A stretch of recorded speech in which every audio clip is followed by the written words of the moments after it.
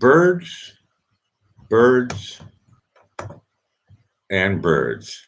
Live from Vienna, it's the Blackie Fitzpatrick Show.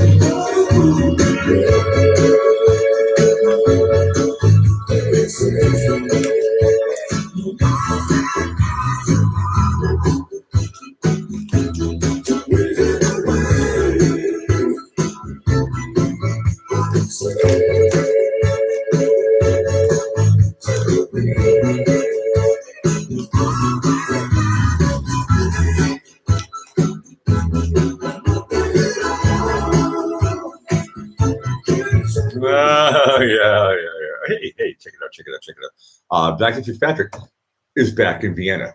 For anybody who's been following my show recently, you have realized that I haven't done a show for like a week. So Isabella and I are now back in the state and the city. It's like New York, New York. We're back in Vienna, and it's a good feeling actually to be back here. Birds, birds, and birds is today's show. There's a lot of stories, but I look. First things first. I was watching JB's show. It was pretty cool. I like it when he conjures. I think that's the right word. He conjures. Visions, which are sufficiently nice. And hey, it'd be really nice if all that stuff happens. And who knows, it might happen. But like, all bets are off. We're in the virtual world of now. And right now you're watching Blackie Fitzpatrick live from Vienna in the Blackie Fitzpatrick studios. I'm here in the 10th district. But yeah, Isabel and I, we were in a place called Lower Austria. For anybody watching from Austria, that means, you know what it means. I'm not going to show off my German. And if anybody's trying to say hello to me, I always say this in the beginning. I love this. I am looking at a picture of the Doobie Brothers. So please do not communicate with me. Say hello to all of the friends. Hopefully we have familiar faces. Maybe there's some new people coming in. There was some other person I didn't know from JB's channel. But JB, I don't know, he has his peeps, I have my peeps. And sometimes we have crossover and all that stuff. And that's pretty cool. But we just came back. I went to a rehearsal at Weinhauer. Before that, I don't know, just hanging around at castles and stuff. Trying to remember the word. I had it. It was on the tip of my tongue. Not scarf, not fleece. Anyway, some castle, and it was pretty cool. And it's just that has nothing to do with birds. Okay, I didn't see any birds today. I'll be honest with you. I didn't really see any birds today. But today's show is about birds, birds, and birds. So later we're going to play the game, and this is going to be kind of a challenge, actually. The song has some. If you want to make a song request, it has to be. Actually, no, it's officially 9 o'clock here. I think everybody saw. This is also part of my story. Man, I've been away for a long, long time.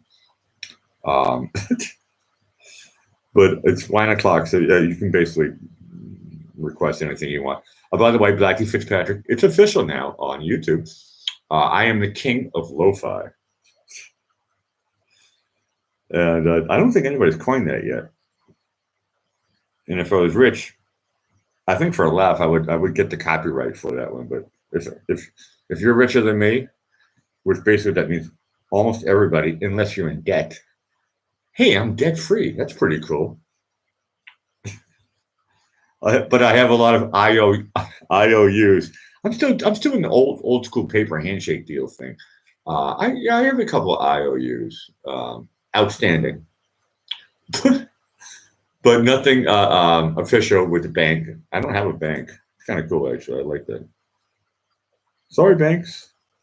I don't really care what the interest rate is.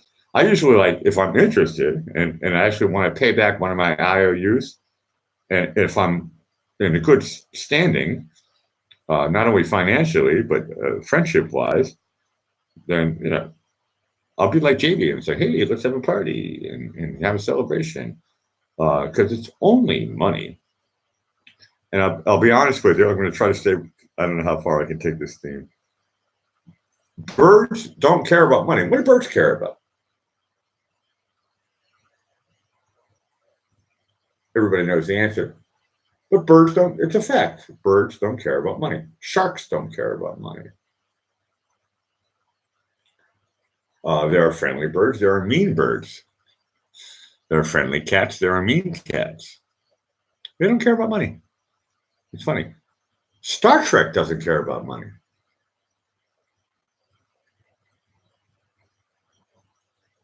And yeah, I was watching, speaking of all that crap, I watched I always like to press the letter D on my Google search and in my whatever it's called, the thing on the top, my space bar jive, and I press letter D and it always shows up down, and I like to look at it. And whoa, today's Monday. It's not what happened on Friday. Friday was anyway. Friday was in green. Today, I don't know. It'd be really funny. What happens? Is the stock market really going to crash? Oh, it means a lot of rich people are going to get richer. That's how this works. Prices get devalued. You guys understand all this stuff. But I like to watch it. I like it when it goes up. It was pretty funny. It got up to a record high. Forever. But, look, there's more people on the planet and all that stuff. So do the math, all right? I don't think we leveled out with the population is still growing, isn't it? So do the math on that one. So of course, in theory, real estate must go up, right? They would say, hey, if you get some money, invest in real estate. Why? Because there's more people on the planet. Well, that makes sense. That means more toilet paper is being used, right? Invest in toilet paper, right? Always keep it handy. You never know. So that's for me to blow my nose. But, or when I have sneezing attacks, which sometimes I have late at night. But right now it is 0013. You're watching the Blackie Fitzpatrick Show. And once again, I'm still looking at a picture of the Doobie Brothers. I'll be honest with you, I'm in the middle of a challenge. The Walrus is in the other room. And she gave me a challenge. She said, Blackie, can you assist me? And I said, sure. And this show is PG, so I'm not really. Oh, no, I think I can. Nowadays, it's almost. No, I think I'm going to leave it up. But I'll say it in a clever way. She handed me some medicine, and she told me to put the medicine into one of my cigarettes. I like to roll my own cigarettes. So I put some medicine in the cigarette, and I'm going to be a gentleman and smoke probably half of it, and then I'm going to hand it over to the Walrus. No, we both just said, I had rehearsal with Weinhauer, and she went to her parents' house and saw her son. I was looking for my daughter, but I couldn't find her. But that's okay. That means she's doing something else, which is good. I'm glad that she doesn't have to be stuck in front of a computer all the time, like her dad. No, I spent 5 days, 4 nights with the Walrus outside, about an hour outside, hour west on the Danube River. And we got to see a lot of stuff. And going back to today's title, it was a lot of birds. and other animals, but a lot of birds that can fly, birds that can't fly. Everybody can make their guesses right now. I know a lot of people watching. I don't know. I'm coming on early, and I know that there's a Trump is going on later and whatever. So I'm doing the in between crowd. But I checked the headlines today, and the headlines were basically the same headlines as they were on Friday. So as far as I'm concerned, it's a slow news day. Having said that, I don't know if I can. This label actually is really cool because it actually stops here. I don't know if you can see that with the glare. I'm looking at the Doobie Brothers. And I'll show it to you later as well because I got another one. This is leftovers from yesterday. I couldn't finish it. Go figure. People say alcoholics finish everything and they polish everything off in the house. So that's proof I'm not an alcoholic. I'm just a drunk. I drink too much because I'm silly.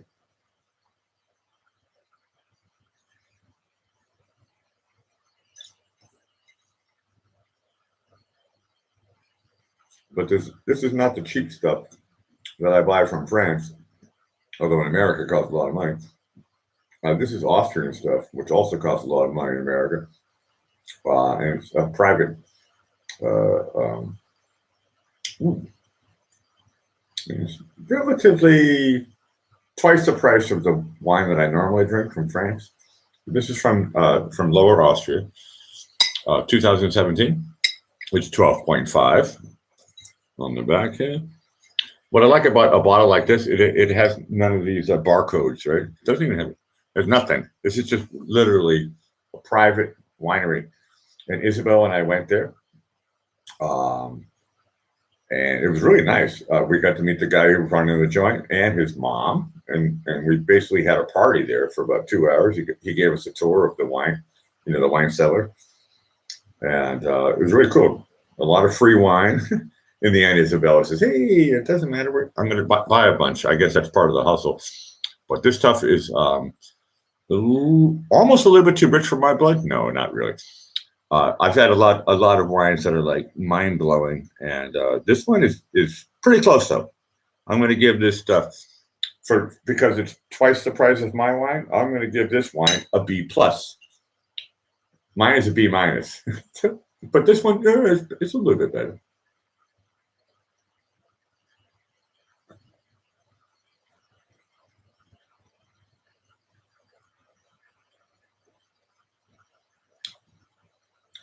Oh.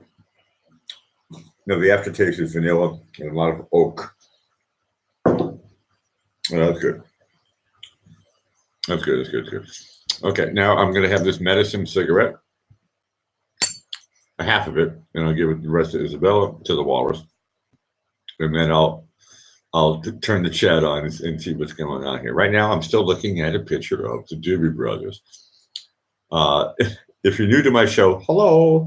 This is my opening part, where I don't look at the chat. So I'm not looking at the chat. I'm looking at the picture of the Doobie Brothers. I'm drinking red wine. I'm having a medicine in the form of a cigarette.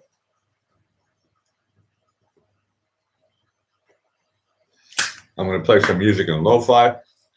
Well, Walrus, this is strong. Huh? The flavor is strong. I don't know if we'll find out in 10 minutes, but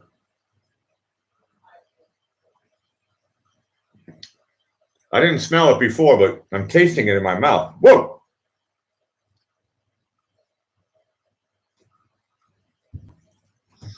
Okay, maybe I should just go to a song. What's a song about birds? Oh, there's so many. I'm going to play this one first.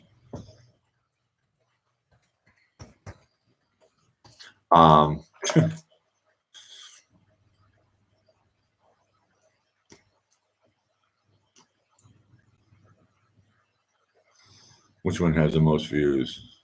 Sometimes that's not the best one. But I like stuff that's popular. Let's go straight to music. The Beatles. After the commercial. Unternehmen, was eine Firma verkauft.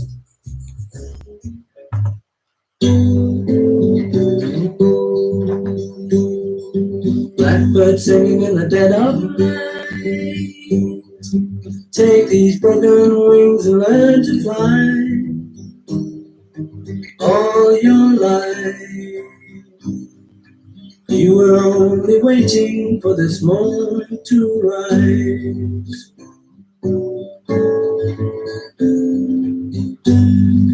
Blackbird singing in the dead of night. Take these sunken eyes and learn to see all your life.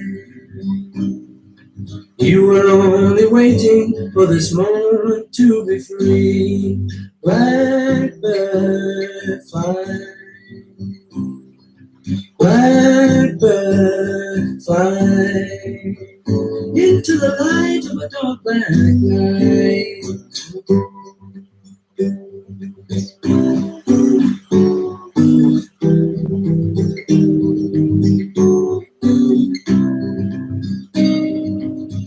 We're only waiting for this moment to rise. Blackbird fly, blackbird fly into the light of a dark black night. Blackbird singing in the dead of night.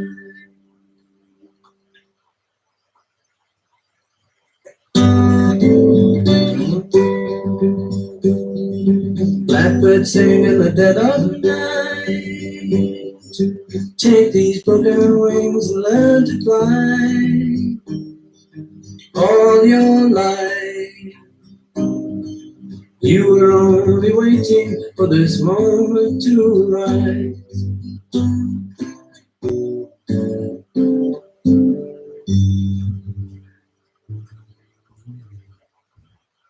The Beatles. Blackbird. Ooh, I love that song. A great song. Paul McCartney singing. I think I don't know. Is he playing guitar on it? I know he does it now when he's playing live. Okay, let's go to the live control room and find out who's here. Yeah, Joan. Hey, Joan. Hey, we got a solo show here. I know it looks like everybody's on Planet 9 right now. But I am back.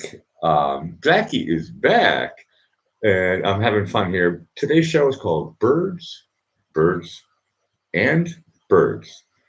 So if you have a song that you want to hear, we can try to start up with the relevant part. It has something to do with birds. It could be a song called Turkey or Raven or Falcon or Eagle. You know what I'm talking about. Seagull. Oh, there's a lot of songs about seagulls. Today is all about birds. And thank you. Now we're back. I did make a video. Well, a bunch of videos. I have to put it together in the next couple of days. See if I can make a little movie about our 5 days and 4 nights. Go figure. It's amazing. I'll be honest with you. This is a joke I've been working on. 5 days outside of Vienna with pure fresh air, disgusting. My lungs were like in overdrive. They were going, Blakey, you're getting extra oxygen. I don't know. Did it made me smoke more? I was like, there's something wrong. I need to go back into the city. But don't get me wrong. In Vienna, the air is actually excellent. But how do you get better than excellent? A++. And that's when you go outside of Vienna. And you're literally in the foothills. They look like mountains, but they're large hills. We're in the foothills. As soon as you leave, Vienna is the foothills. Hey, Sigmund Floyd's in the house. Hey, if I didn't say hi to Indiana Jones, hi, Indiana Jones. Hey, now we're all back. Small little intimate crowd. Hey, that's the type of thing we like in the Blackie Fitzpatrick show. It's not about the numbers.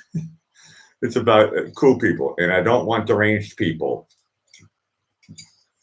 You guys are my mod, so I don't think they're going to show up anymore. I'll be honest with you. I don't know.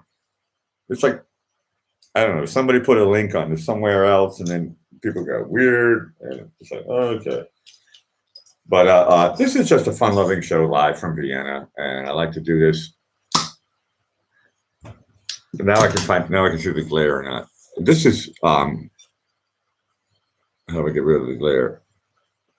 It's hard to see. The name is Trax. I'll say it in American. Traxler. Traxler.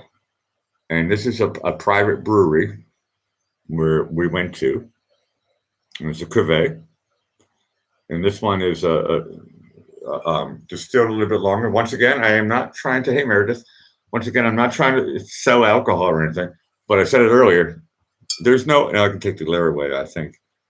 There's no barcode on it. This stuff is like super, super private. My dad always told me, he says, Blackie, you're getting older now. This is when I was in my 20s, right? He says, Blackie, I'm glad that you're experimenting with wine. He says, here's what you have to do. Get a wine label that's ugly. Don't get the ones that are too pretty. This one is broken. This is super ugly. It's not even a proper sticker. So my dad would be like, oh, this looks interesting. And the back is also super boring. Once again, but the cork is actually, a lot of people, they like to sniff the cork. And I do, I'll be honest with you. I tell you, when we walked, and Isabel and I walked into that wine cellar, I was like, I'm in heaven. Now, this is what a proper cork is supposed to look like. So this is $6. In America, $32. You can try to buy this stuff on eBay. Maybe you can find them. Trax, like train tracks, right? But ghetto slang spelling. Traxler, Ler. And he's got a bunch of different types of wine. Isabel bought, I think, 4 different types of wine. And got one as a present from the guy. The guy was really cool. He's whatever. He's our age. He's been doing this for a while. He's experienced. He's been doing this for a while. And really, really nice. And got to meet his mom, and we got to see the whole place. And we left there a little bit lit. But we were in the countryside, and Isabella drove slow. No, we were fine. Wasn't that bad. Here's your chance. I like to say hello to the lurkers. Hi, lurkers. A lot of people watch my show the next day. I know I said this a lot, but they do. A lot of people watch my show the next day, maybe only for 5 minutes, and they want to check out how I start the show out.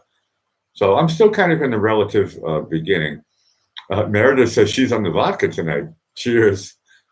I'm on the good Austrian red.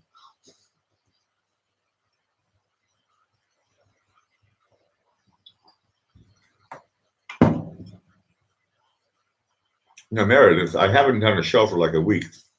I was with fresh air and birds. So today's show is about birds. I'm hoping that we're having a medicine cigarette, and we can figure out if it works or not. But I would love to have the Walrus on later to talk about what we saw, because to be honest with you, I can't remember. But it had something to do with birds, and I knew I should call today's show Birds, and Birds. So I started off there with Paul McCartney singing Blackbird. Yeah, vodka. Cheers, girlfriend. When I drink vodka, I usually drink it, number one, ice cold. I'm sorry, I didn't read your comment before. Oh, now I'm reading. Thanks, Sig. Hey, Blackie, can you please email me? Ooh, JB's street name. I don't remember it. I don't know it. I don't remember it. He said it to you the other night. Something like South Water Street, but I can't remember the number. I only got the first 2 letters. South Water Street, I think he said, in Quincy. He gave me. Yeah, I know. No, I was there for that part. Sig, just talk to him on whatever that thing is called, Google Hangouts. Go to Google Hangouts and talk to him directly. He's taking a nap right now. Another girlfriend, fresh air. It's not. In England, they say knock me for 6, but oh, he quit it. No, he talked.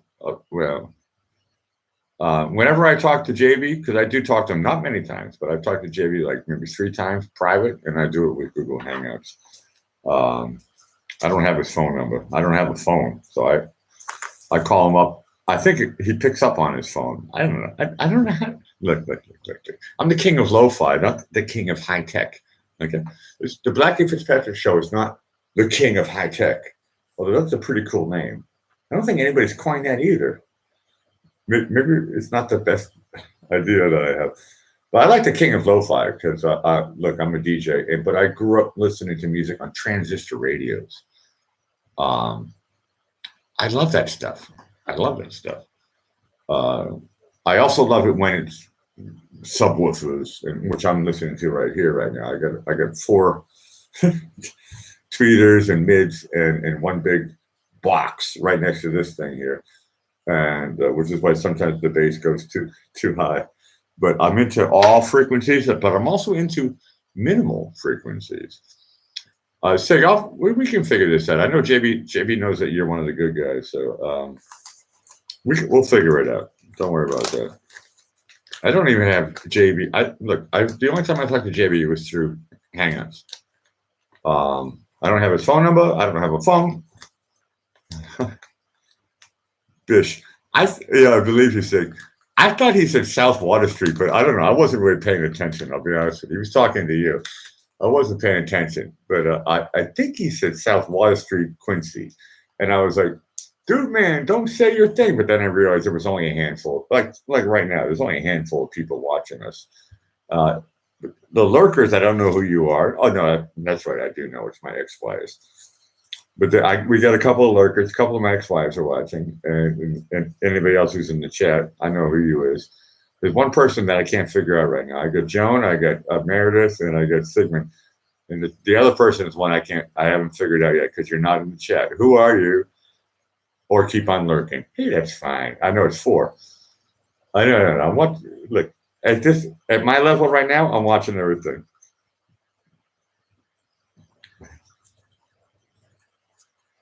Meredith comes in with something which I can say correct.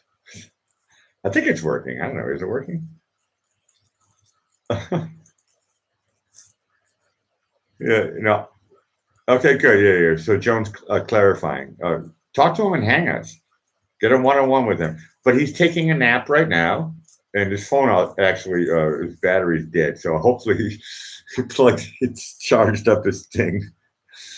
And he said he's going to try to come and find me on my show, and then everybody's going to go to the Donald Trump rally, which I believe is at 8 o'clock.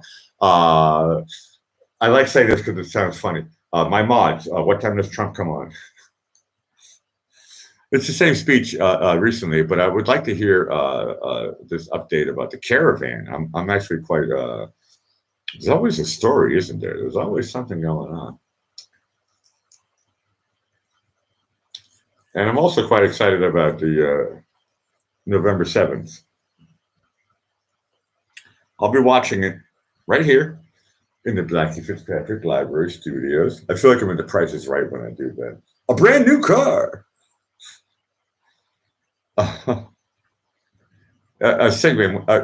JB says he's had it with everything like 10 times a day. That doesn't mean he believes what he says. So it doesn't matter. No, he's still on that stuff.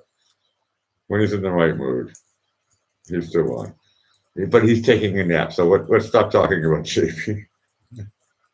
No, segment comes in with that. I like this. Look, a proper punctuation is appreciated on the Blackie Fitzpatrick Show. Capital L, capital O, capital L. That means literally laughing out loud because it's small. I use the small LOL, and I do it with meaning. That means it wasn't laughing out loud. It was a giggle.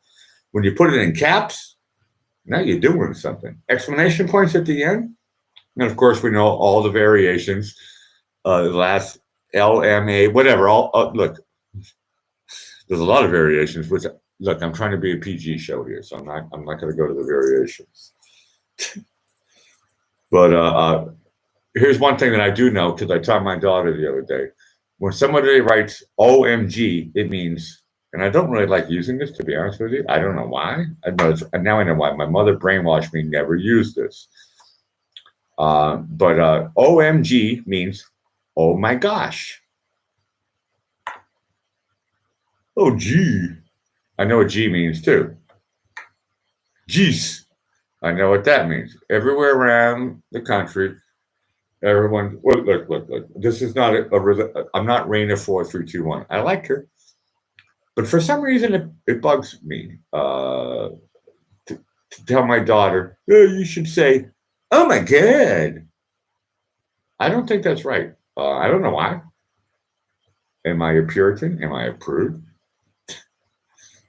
I'm not. I know I'm not religious. Oh, it's because I'm a Christian. And when people throw around frivolously, did I say that correctly? Wow, bonus points. To use, this is how my mother taught me. So as I get older, it's like I turn into my mom. No, as I get older, I get more old. But look.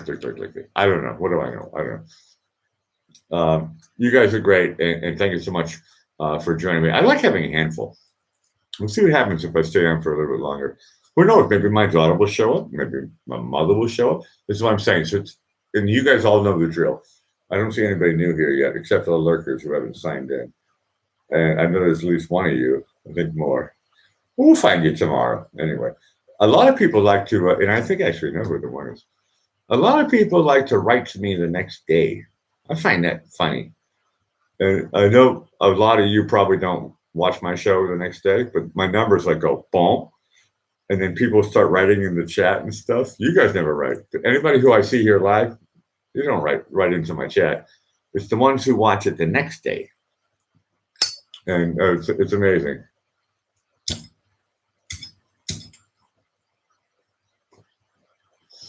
No, Sigmund comes in with actually a comment which is pretty good. Like me, you're not just a Sunday Christian. I'm a Christian, and the whole how do I say this in the right way? I don't like the churches are pretty, okay, but sometimes they're too pretty.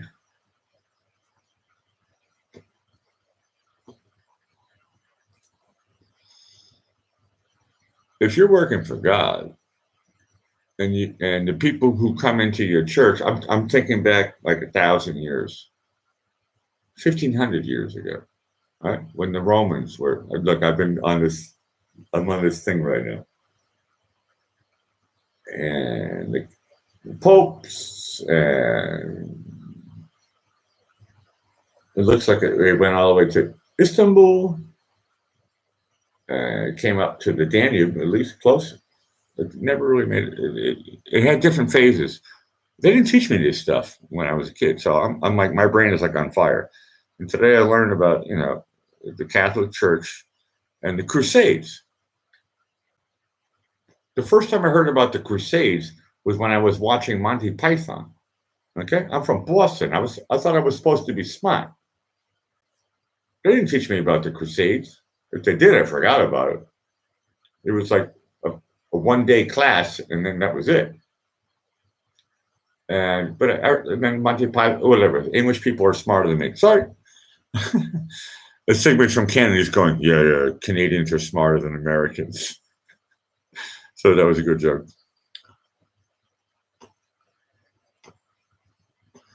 But this whole,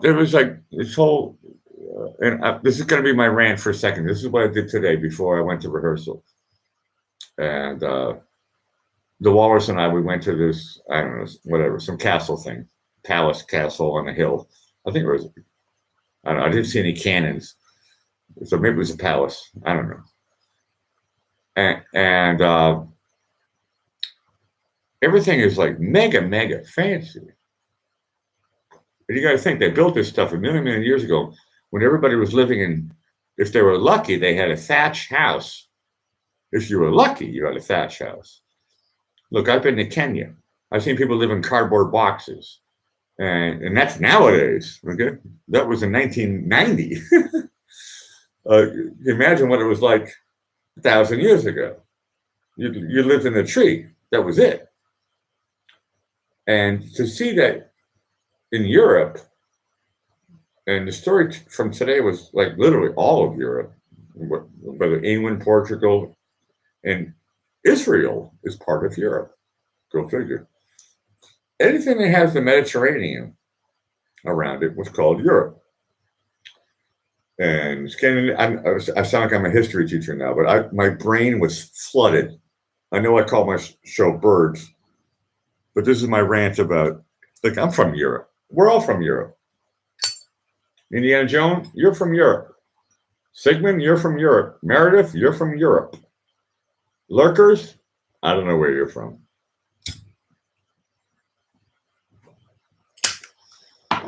I could try to make it a DNA Ancestry.com joke about somebody called, I don't look. This is not a political show, but that was a good story from last week. Yeah. Everybody is not 1/116th or whatever the number was, Native American Indian. I'll take an educated guess and bet you 5 Bitcoins that you're from Europe. That's the way it is. The people that I know here, you're from Europe. Give me a break. Scandinavia, who cares? Eastern Europe, who cares? Or even go back to, look, in the Bible, we're all supposed to be from Mesopotamia, right? We're all supposed to be from Tigris and Euphrates. Something I read. Is that true? I don't know. What do I know? You read books that are written a million years ago? I don't know. I don't know who the proofreaders are. Joan says, look. I'm from Nyack. I know. Look. I'm from Boston. Okay. The Elvis Channel. Let's check it out. Sounds like fun, actually. My mother was a huge Elvis fan. She was a teenager. She's actually maybe a tiny bit younger than Elvis. But of course, Elvis is dead. But she was a huge fan of Elvis Presley. And to be honest with you, I like him. Maybe I should play him. Did you write a song about birds? No, I have to come up with a bird song. Nobody's giving me requests, which is great. I get a long leash. So I'm going to come up with my second bird song. Because I need to, like, slow down my talking and get on to my drinking.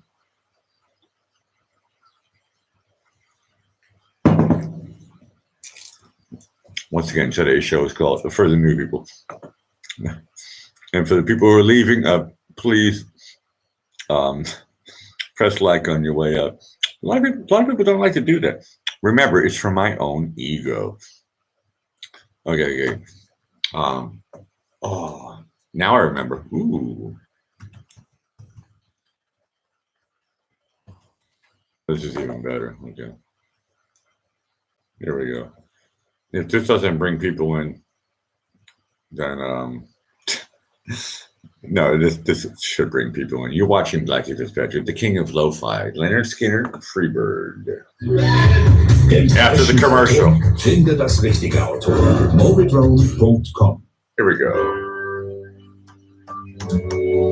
Enjoy the chat.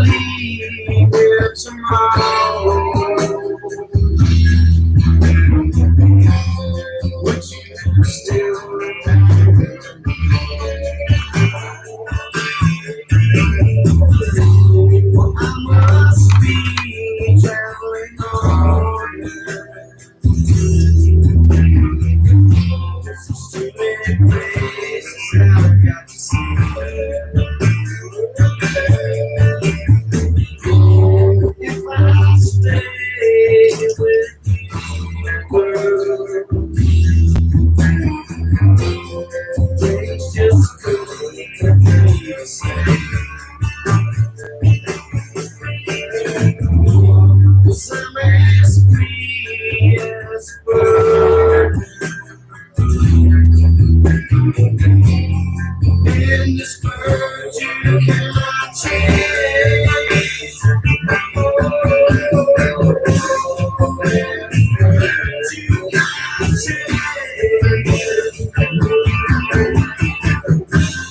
In this world you cannot change.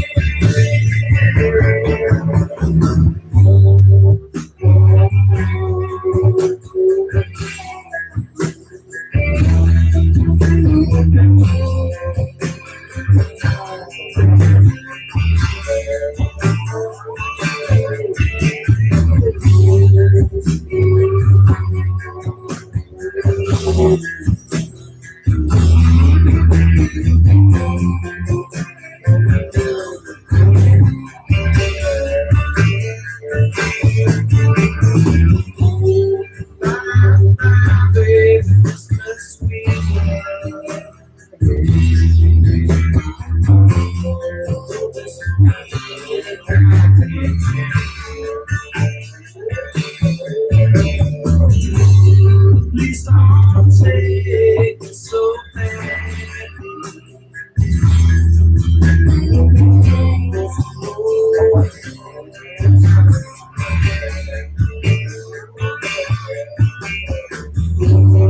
If I stay with you,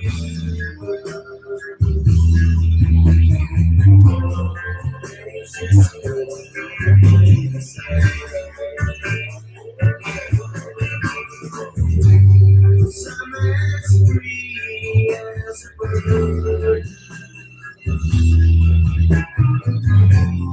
In this world you cannot change.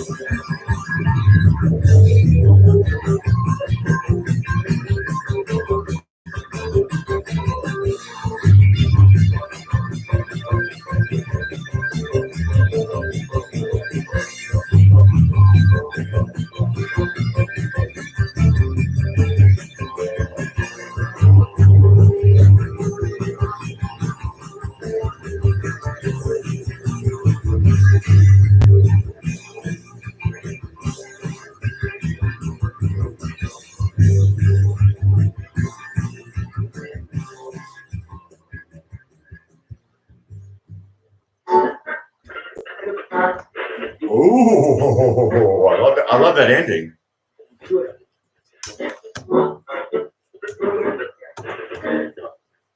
Okay. That was of course that was Freebird from Leonard Skinner. Oh, what a lovely song. I love that song. I think it was written in the 70s somewhere. So when that song first came out, I was like, oh, back of the net. I love it. I love it. Okay. I'm trying to read the chat here. I think that last show I did, yeah, was actually last Tuesday together with Philip. I was tired. I talked to my lawyer about it. He says, Blackie, I watched your show last Tuesday. Tell everybody you were tired. So I was very, very tired. I was sleepy, but I had fun with Philip. Now, that was a really cool show. I started it like in the morning for people on the Eastern Standard Time. I like to say East Coast, but that leaves you out, Indiana. But anybody in Eastern Standard Time. It's funny, who draws these lines? I don't know. I'd like to have that job. That'd be a cool job. Huh? Draw the lines for,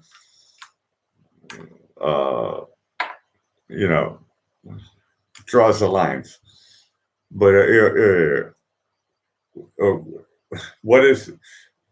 when does Alaska turn into Russia? There's a line. Blah, blah, blah, blah. I'd like to be a line drawer. Today I drew a picture, and it was a really simple challenge. Draw lines. And I was like, oh, okay, I can do that. I'm a line drawer. Okay. I'm looking for songs. Okay, I have to come up with it myself.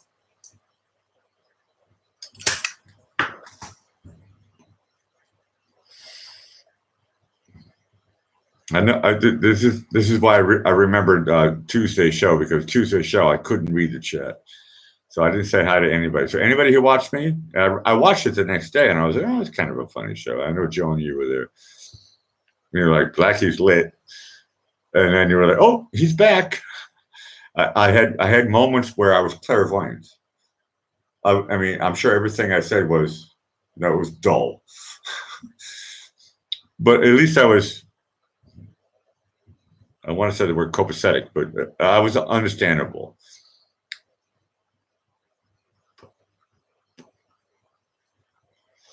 Bird is the word from Family Guy? Hold on, let me Google it. Bird. I'll type it in. Bird is the word. I mean, I like Family Guy. No, but today's show is about birds. Look, it can be anything. But I would like to keep with the theme. You know, when you're watching The King of Lo-Fi, there's got to be some type of structure, right?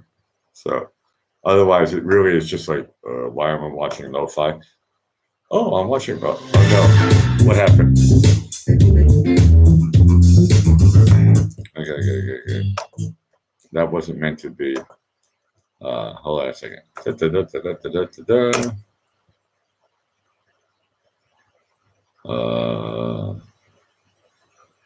Bird is the word. Bird is the word. Oh, okay. Here we go. By request. This is for you, Joan. Well, everybody's heard about the bird. Oh my God, this is Surfing Bird by the Trashmen. This is my favorite song of all time. Oh, well, a bird, bird, bird. A bird's a word, well, a bird, bird, bird. Well, a bird is a word, well, a bird, bird. A bird's a word, well, a bird, bird, bird. A bird's a word, well, a bird, bird, bird. Well, a bird is a word. Chris, don't you know about the bird? Man, everybody knows that the bird is a word. Oh, well, a bird, bird, bird. The bird is the word. Hey, guy behind the counter. The bird is the word. Hey, friendly little child. The bird is the word. Lady on the toilet. The bird is the word. Don't you know about the bird? Yeah, everybody knows that the bird is the word. When a bird, bird, a bird's a word. When a bird, I love repetition. Hey, what's your big idea? This song's from the 1960s. It shouldn't be in this jukebox. Wait, can I have that record? I love that song. I'll let you have sex with my daughter. I don't know. Let's see what your daughter looks like. She's right there. Okay, I'll do her. But can you tell her to cry and beg me to stop? Yeah, I think that can be arranged. This is kind of PG. Peter, will you give that song a rest? You've been playing it ever since we got home. No way, Lois. It's my new favorite thing in the world. Lois, I'm going to ask you this only once. Do you or do you not know about the bird? Oh, God. Because everybody's heard that the bird is the word. Bird, bird, bird, bird. The bird's a word. Bird, bird, bird, bird. The bird is a word. Bird, bird, bird, bird, bird. Ow! Oh, God, sorry. Look, just go to sleep, all right?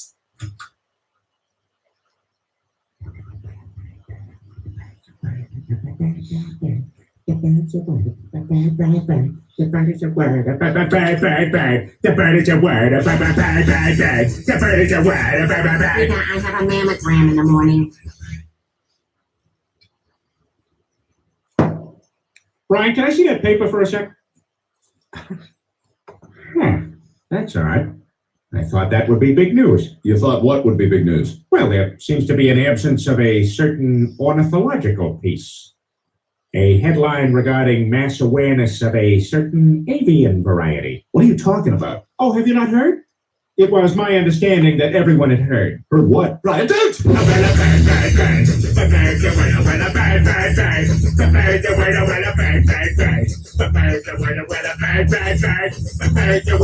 Don't you know about the bird? Well, Peter's gonna tell you about the bird. The bird. Surfing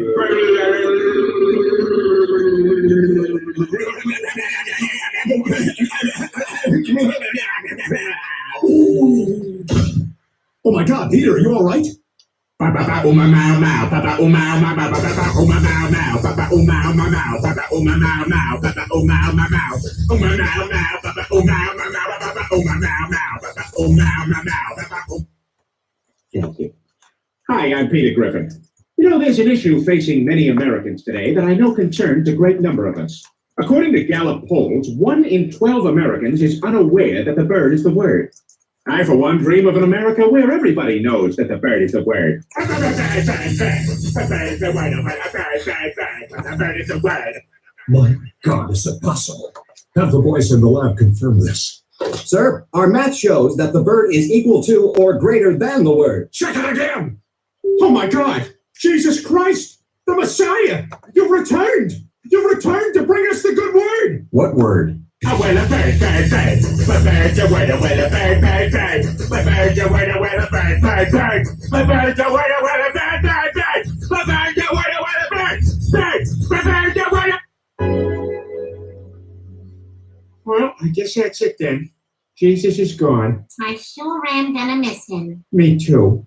Although he did give me something right before he disappeared. What? Something very special, Lois. What is it, Dad? What, you haven't heard? Ah! A well a bird, bird, bird. A bird, a well a bird, bird, bird. A bird, a well a bird, bird, bird. Oh man. Okay. Thank you for the requests. Please keep on bringing them in because this is awesome.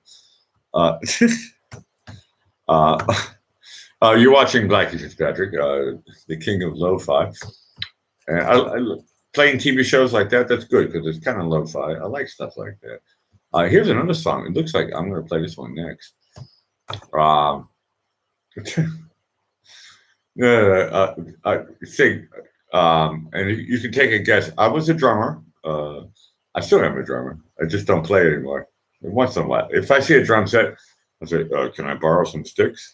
And I like to work it. But one of my favorite songs when I was younger, "Canary in a Coal Mine." Wow. Okay, let me tell you about the birds that I saw the last week. And here's a half joke. It looks like I have a small, intimate audience.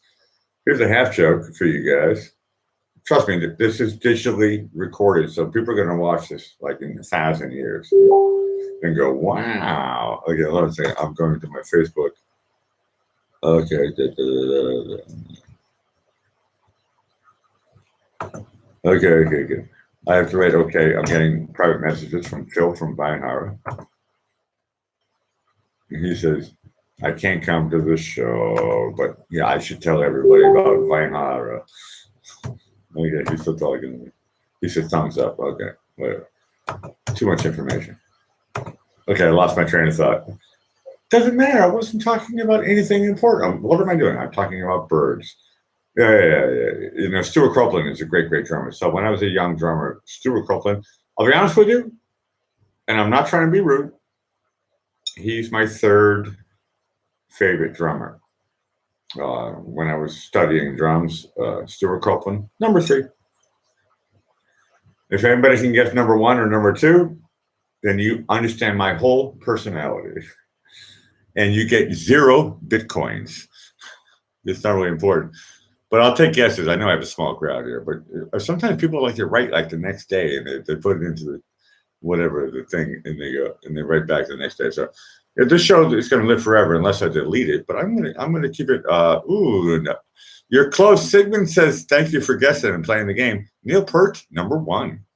So here's the real challenge. Neil Peart is number 1. Stuart Copeland is number 3. Who is number 2? Okay, now she's writing. No, but Neil Peart, that's good. No, he's number 1 in my book. Look, I think in Canada you're supposed to pronounce it Neil Peart, but Neil Peart, number 1. Yeah, Neil Peart, the drummer from Rush, super great. Stuart Copeland, drummer from the Police, super great. And I'm going to play the Police coming up now by request. And wow, I don't know what's more popular, my Facebook or my YouTube channel. Hey, Anna is here. Everybody say hi to Anna. Hey. Today's show, Anna, is called Birds, and Birds. So if you want to hear a song, we're looking for a song title that has something to do with birds. You could change it to, as Sigmund did, a canary in a coal mine. That's coming up next by request. Okay. But Anna, I know you can't stay for too long because you have a job. But thanks for watching the show. Thanks for having a great rehearsal today. You were on fire. I said it. You were on crazy glue, like super clever. everything. I gave today's performance an A. That's pretty good. I'm spelling it wrong. Doesn't matter. Google. What I love about Google is that they realize that you can't spell, so they fix it. This is by request. Canary in the Coal Mine from The Police. I love this song.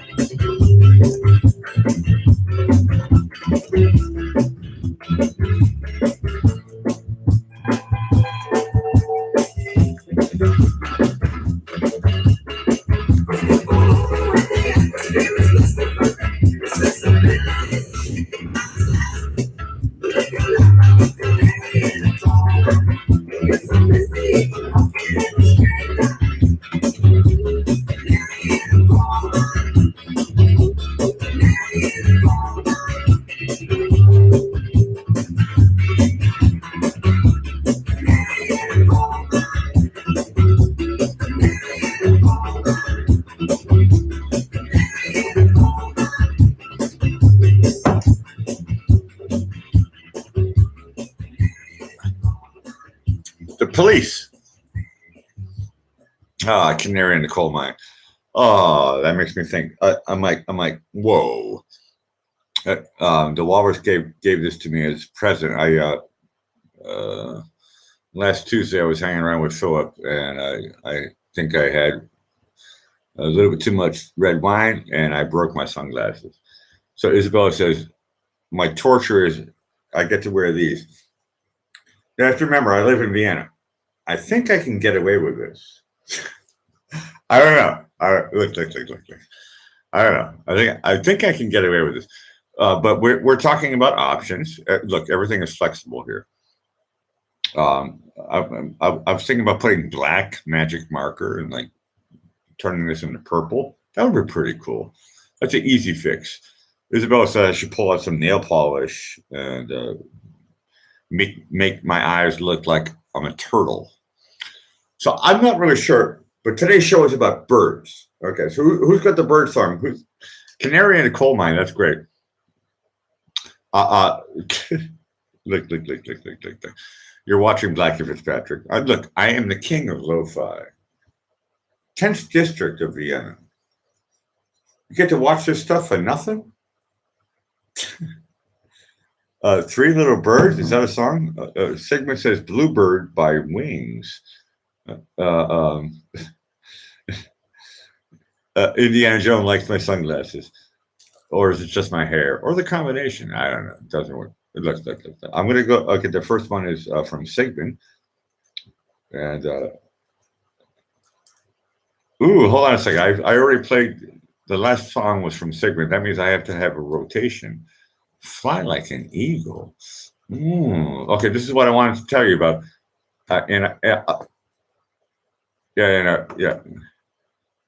Sigmund concurs. Sorry, I'm having technical difficulties here. Okay, you want Steve Miller one? Okay. I was thinking about the Seal one. I like Seal. I like that. mess with people's heads. But the original was obviously the best.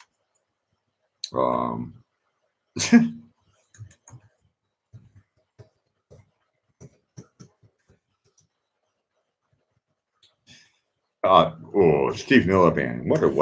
It's not the first time I played him on my show. I love Steve Miller Band. And this song, it's a great song because it's really. Oh, I have the short version. I was going to say it's really a long song. Which one has more views? The longer version. Yeah, I'm going to play the long version. This song is super, super fly. When I say, look at these glasses. Okay, when I say super, super fly, I mean like the coolest guy. Steve Miller and his band fly like an eagle. Check it out after the commercials. Oh no. Here we go.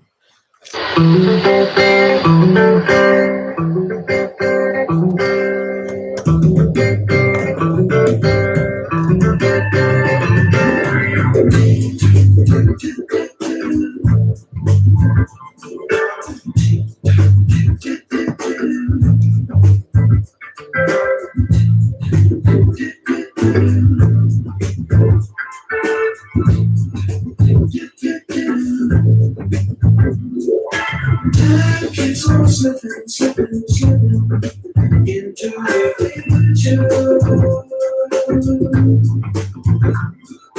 Time keeps on slipping, slipping, slipping into the future.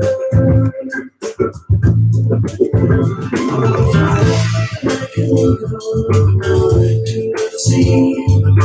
Fly like an eagle in the sea. Carry me, I want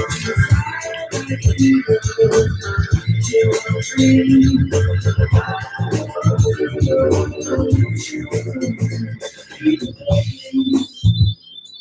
We don't have enough to eat.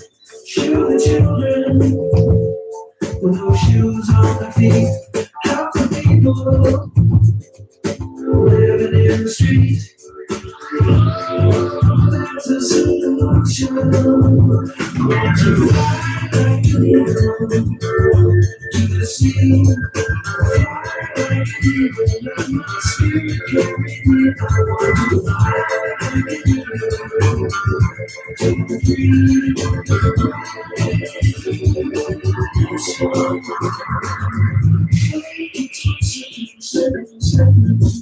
Into the future. Time keeps on slipping, slipping, slipping into the future.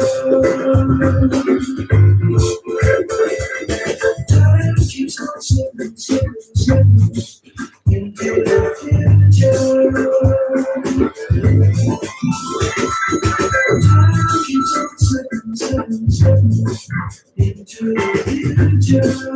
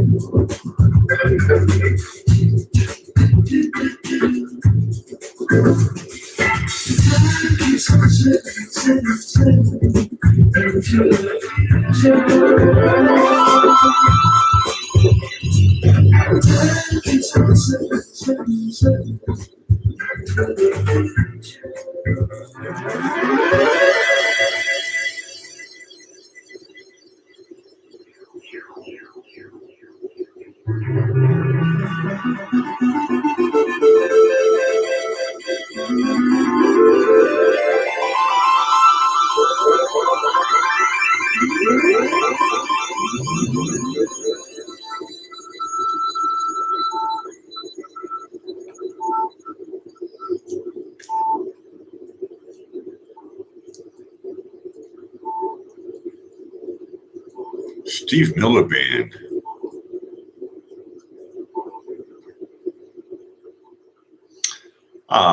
Back to the Future. Look.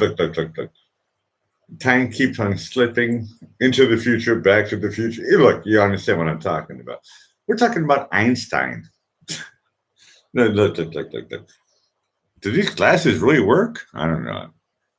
I feel comfortable with them. I'm like a metamorphosis of Steven Tyler and Elton John, all in one. No, I've got to put some. I got to do something with these glasses to go in public. But for my show, look, you guys are great. Looks like we get Dick Rendell's back in the house. Hey, Dick. We got a nice. Actually, I'm over a handful. We have several plus people watching the show. I know half of you are lurkers. Hi, lurkers. You guys are great. Anna is one of the big stars coming back in the show. Yes, she plays music with me. She's. I don't know what. Look, I don't know which instrument I like better, when she plays trumpet or when she plays piano. But if you ever want to have somebody to play trumpet or piano and both together, Anna, she's the one for the job. So Anna, once again, yeah, I know you've been writing, and I'm trying to read this. The Walrus is in the gang. Wow, hold on a second. And I'm sorry if I'm missing. Okay, Walrus, you had a request in German, right? Yeah, no, I thought I read that, but it was in German. So then I was like, I'll ask you. A song from Mozart about birds? Oh, now I see it. So this next song going out by request. Ooh, King of Lo-Fi. Look. Try to find another show on the internet that is more entertaining than this. You get to hear cool music, terrible sound quality. But the menu is, well, I'll be honest with you, I never would think about playing this song.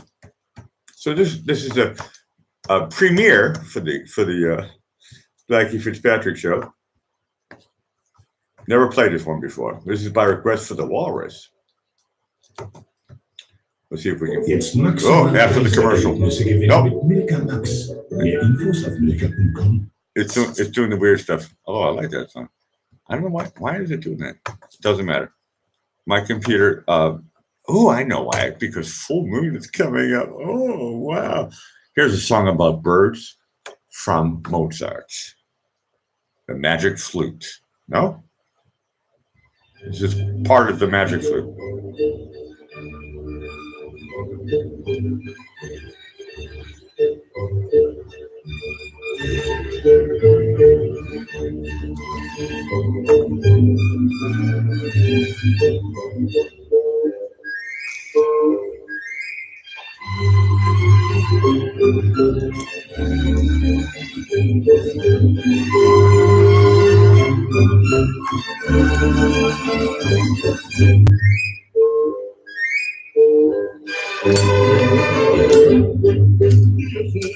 Vogelfänger bin ich ja stets lustig, heiß auf Sassa. Ich Vogelfänger bin bekannt, bei alt und jung im ganzen Land.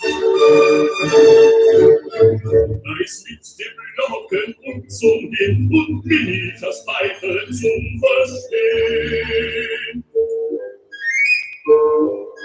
Drum kann ich wohl lustig sein, denn alle Wege sind ja mein.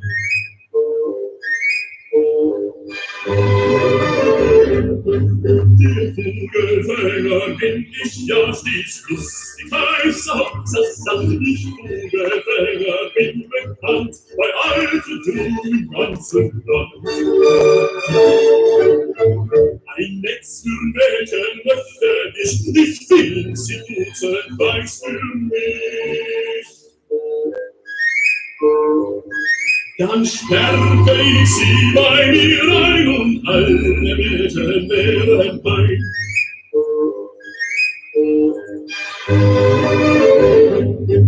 Wenn alle Welten wären mein, so tauschte ich Schnappzuppen ein, die welche mir am liebsten wär, da geb ich gleich den Suppenmeer. Und küsste sie mich zärtlich dann, bis sie mein Leid und mich gewann. Sie schlief an meiner Seite ein, ich liebte wie ein Kind sie ein.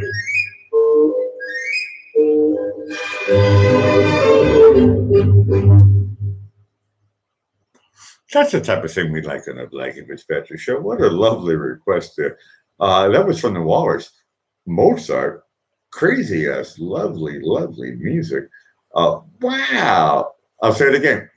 We like stuff like that. Look, everything is copacetic.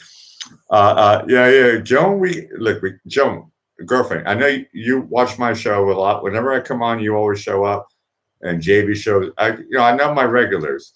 But today is a special show. We have the Walrus together with Anna Six and Weinhara.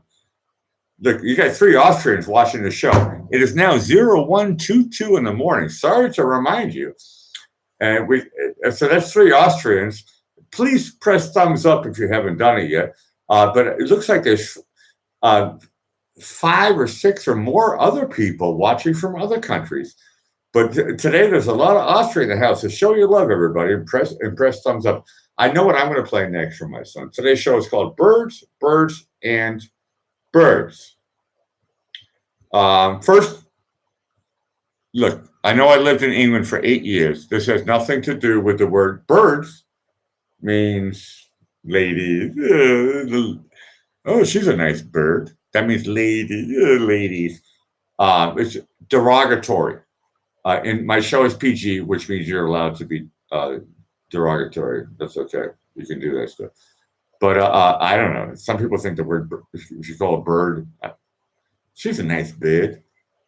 See, I can't do the British accent, but when you say it in British, I don't know. Maybe Sigmund Freud can do the British accent better than I can. I'm from Boston. I don't know how to say. She's a nice bird. Bird. I can't do it. It's kind of close, but I still can't do it properly. But yeah, the word bird means lady. But today's show is, I played Leonard Skinner's. Hey, that's pretty cool. And we're getting tons of cool requests in here. That was Mozart. Look, what show on the internet in lo-fi gives you Leonard Skinner and Mozart? Go figure. You haven't found one yet. And a guy who wears silly glasses and drinks red wine and smokes cigarettes.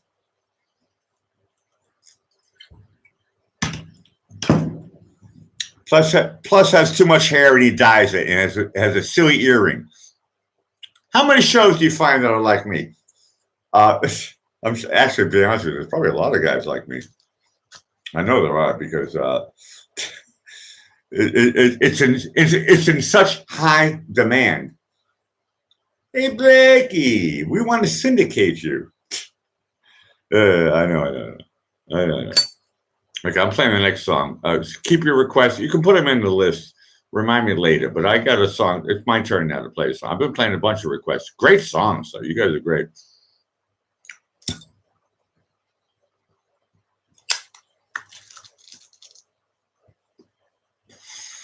Yeah, Weinhauer says, you remind me of Kurt Cobain. Guess what? I'm 50 years old, so I can't remind you of Kurt Cobain. that sorry sucker went a long time ago because he had a problem with needles. So anybody watching my show? I think everybody's old enough. Don't take needles. Anybody watching my show who, look, you might be watching the show in 100 years after I'm dead. after the perfect age limit. I think I'm going to live over 100. I think that's what the prognosis is. So I'm a little bit here and there, but look, knock on wood. Okay, I have to find some wood. Everything is prefabricated here. Even the boxes are. Where's real wood? Oh, I think I found some wood. Hey, look, I knocked on wood. Everything's going to be fine. So I'm going to live to 100 plus. And hold on a second. There might be a reason why I might die young. What do they call that? It's cancer, right? So if I die young, it's because I let a cancer into my body. That's on. Look, on my watch, I'm supposed to let that in. Why would I do that? Oh, first I have to recognize what a cancer is. Everybody knows. I hope everybody knows on my show. And if you don't know, it's worth reminding or whatever. But if I don't let stress into my life, if I reject stress, I say bye-bye. Ciao, ciao for now. I don't need you in my life. I got one life to live. I'm 50 years old. And I've been saying bye-bye to stress since I was about 22. Do the math. I've been practicing this stuff for 28 years. And look, I struggle, just like the Dalai Lama with mosquitoes. And I read all the books and the blah, blah, and who cares? Nobody does. It's all about trying to have some fun, right? Yeah, but that's what I'm talking about. Stress is not fun. It's boring. So how do we have a stress-free life?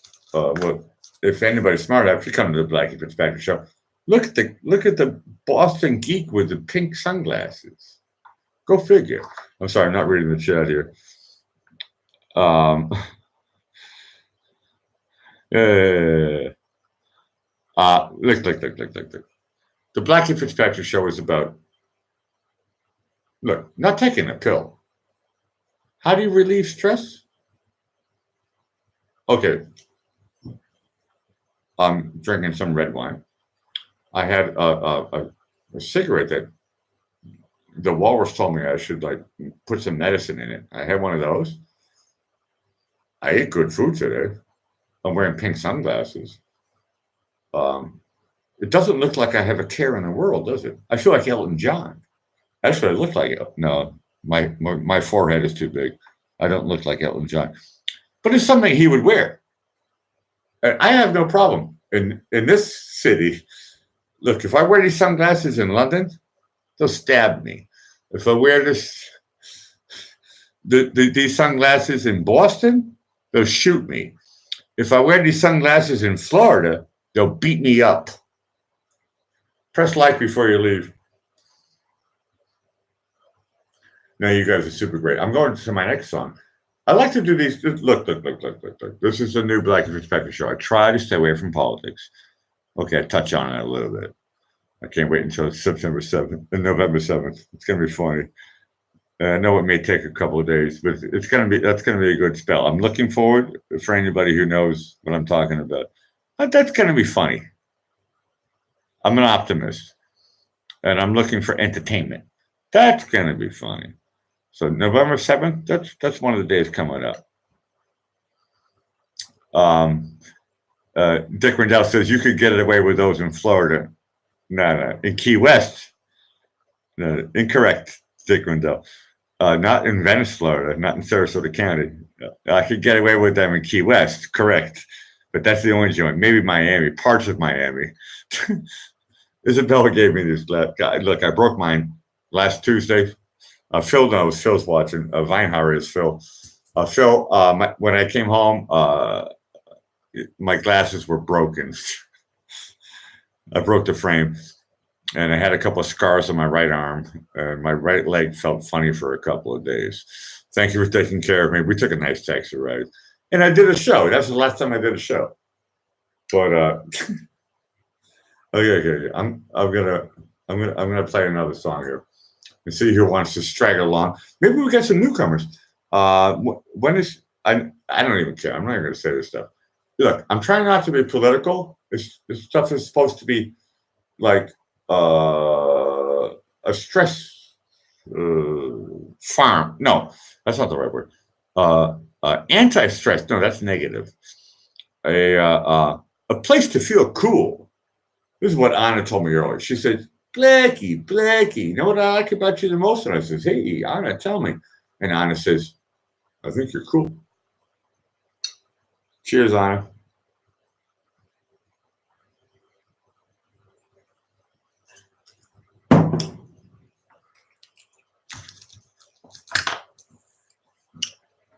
That was a nice compliment from a younger generation. I know I'm the old guy and all that stuff.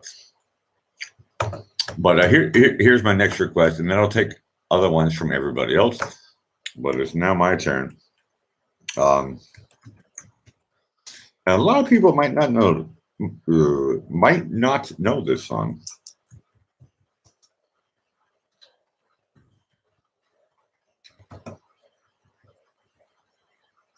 Because it was, and I hate to use the word, but it was a release that came out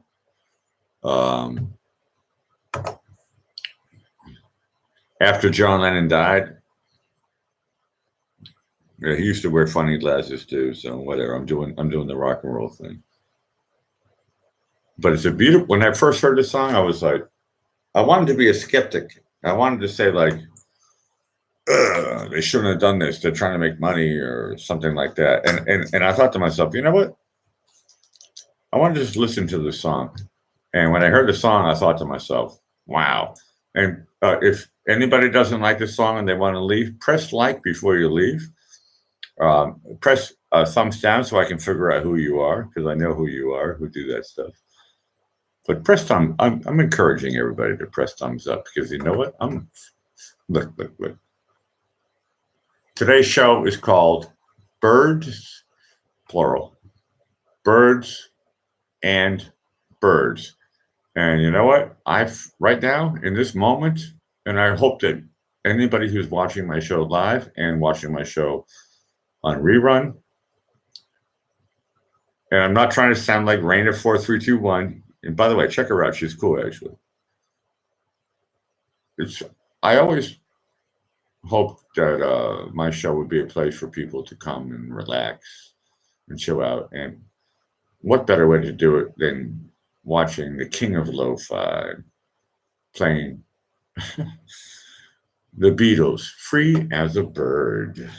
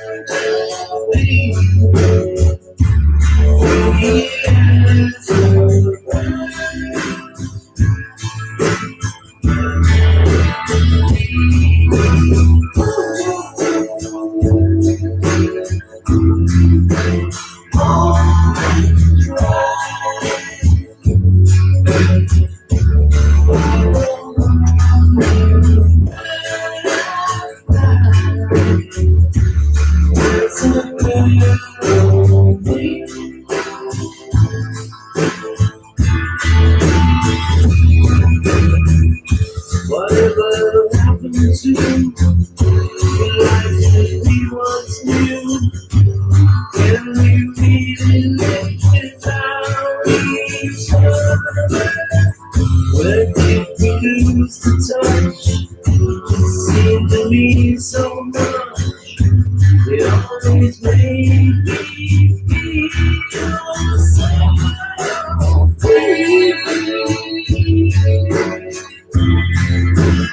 As a bird.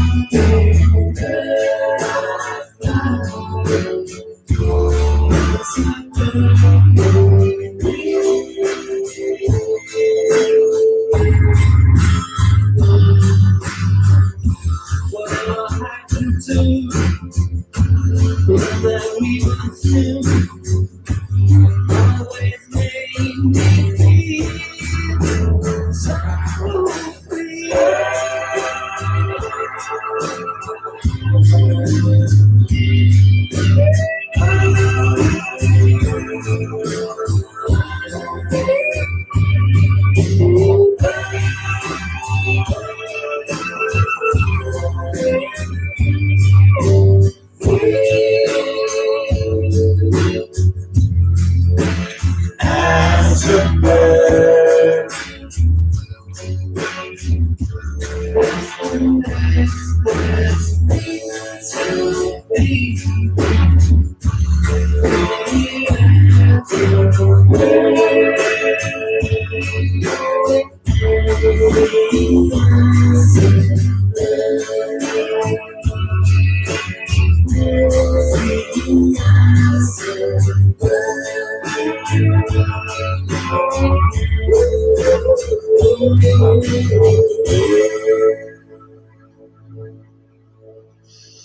The Beatles.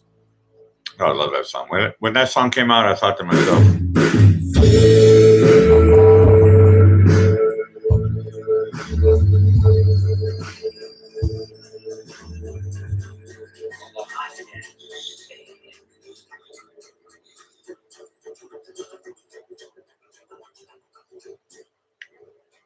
exactly.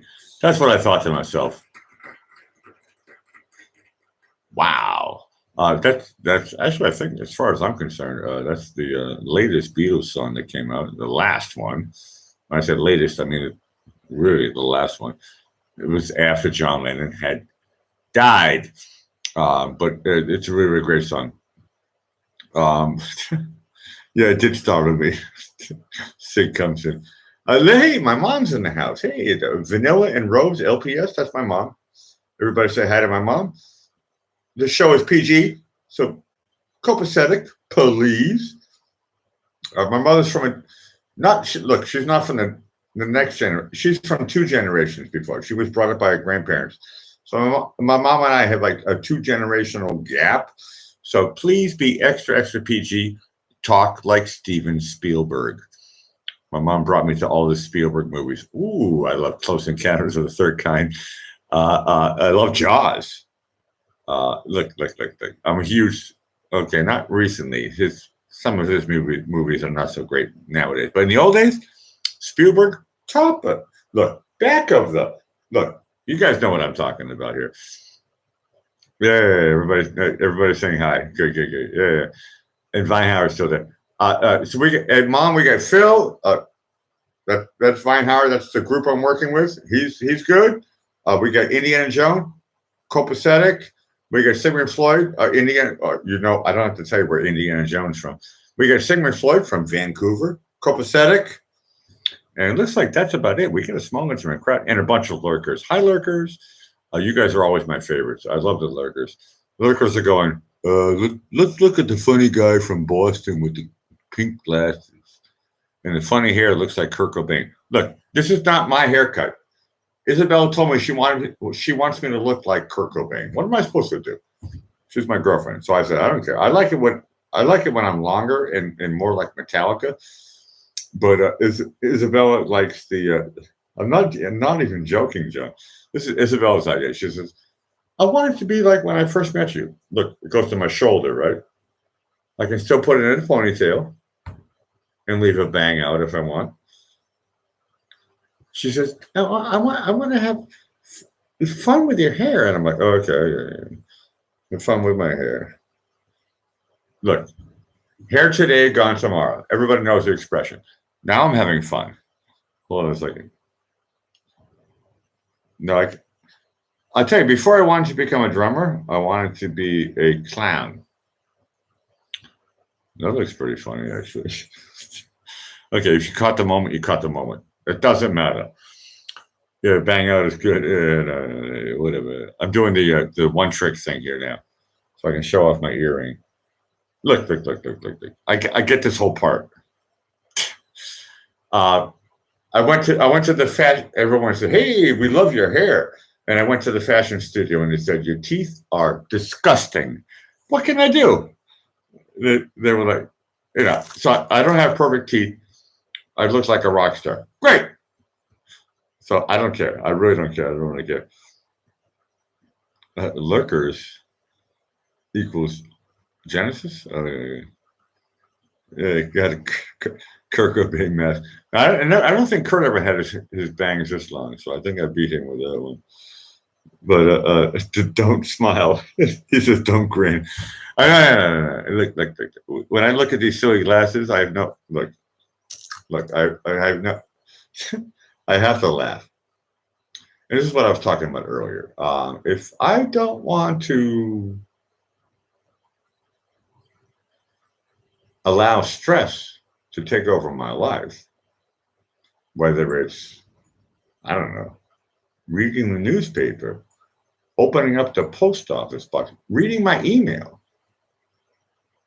going to a channel like mine. No, my channel is stress reduction. I tried this out the other night.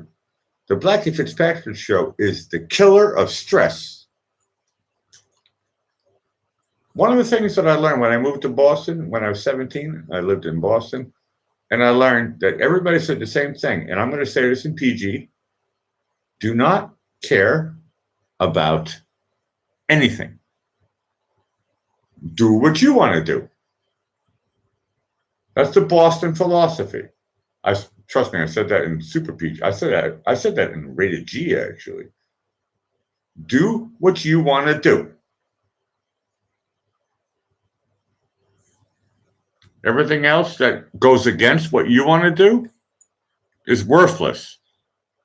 It doesn't matter. It doesn't matter. It's a speck of dust. It's nothing. It doesn't assist you. Move away from it. Something holding you back, your responsibility. Take charge of your own life. Oh, well, what do I want to do? I don't know. Make a decision.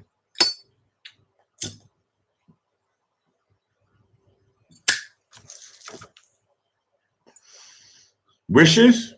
Yeah, whatever. Somebody lets me down? With these sunglasses? Of course they would. I already set myself up to fail, right? Oh no, Elton John had the same stupid glasses. So you're allowed to stand out a little bit. Oh. What's up with you? Who cares?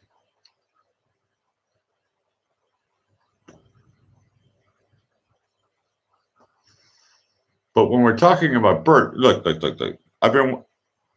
I said it again. I'll say it again a million times. 5 days, 4 nights, Isabel and I have been traveling, and it's all about birds, and birds. We went to this place. It was an ostrich farm. Ostrich sounds like Österreich. Österreich. I know I never can say it perfectly. Sorry for my Austrian people watching. Österreich. Sounds like ostrich. When I read it, it looks like ostrich. And Isabella brought us to this ostrich, I would call it a sanctuary, actually. It's rather large. If I talk about acres, it's rather large, like 30, maybe 40 acres. And we went to this ostrich place. in Lower Austria, which is the place. In this case, Lower Austria. This is the part that, look. I'm a map maker. No, I'm not a map maker. I'm a map copier. And Lower Austria means anything outside of Vienna.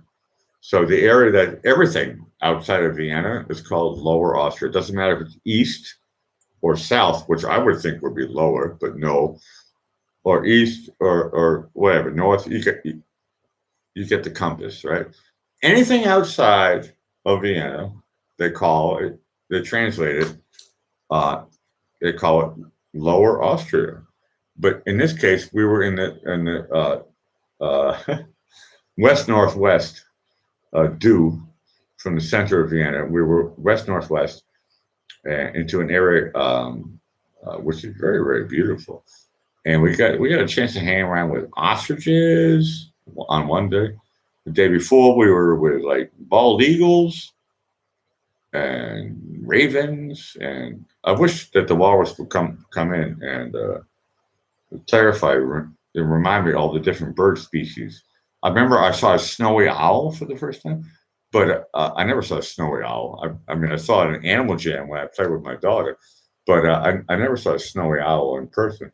And look, part of me feels guilty. I think to myself, and I asked Ron, I asked Isabel. I said, "Hey, ask the guy what happens if, because these birds were flying free."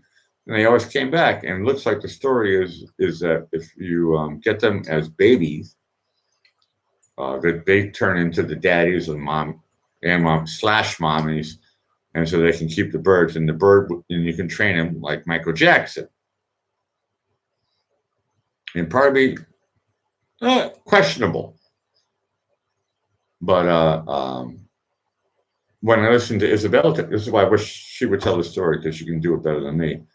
A lot of them are endangered and all that stuff. So Austria is trying their best to help out certain species. And we got a chance to see some. It was a Canadian bald eagle. It wasn't from California.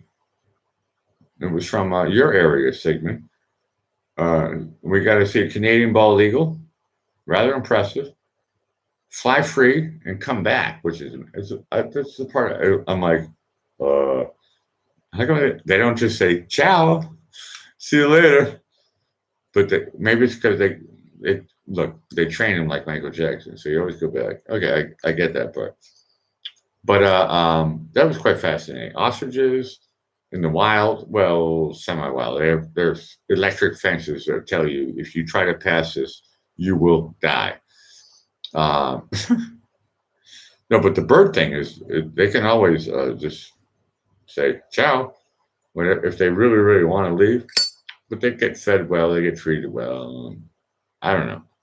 I'm not a judge. The Blackie Fitzpatrick show is look. It's not about judgment. What do I know?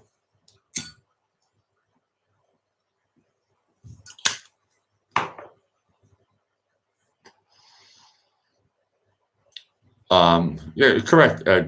Dick Rendell comes in. If you raise a bird, they will always come back to you. Yeah. That's what I said earlier. It's like if you get a kid, whatever. So the guy was the trainer, amazing, but he has all these birds, and I don't know, at least 20 different species from around the world. And this Austrian guy runs this show. It's kind of like a circus show, but it's not really. But it's open air, and the bird can just fly wherever it wants to fly. But it's a trained bird, so the bird always comes back to get a piece of meat, and then goes back into his cage. And I don't know. I get mixed feelings about that whole thing.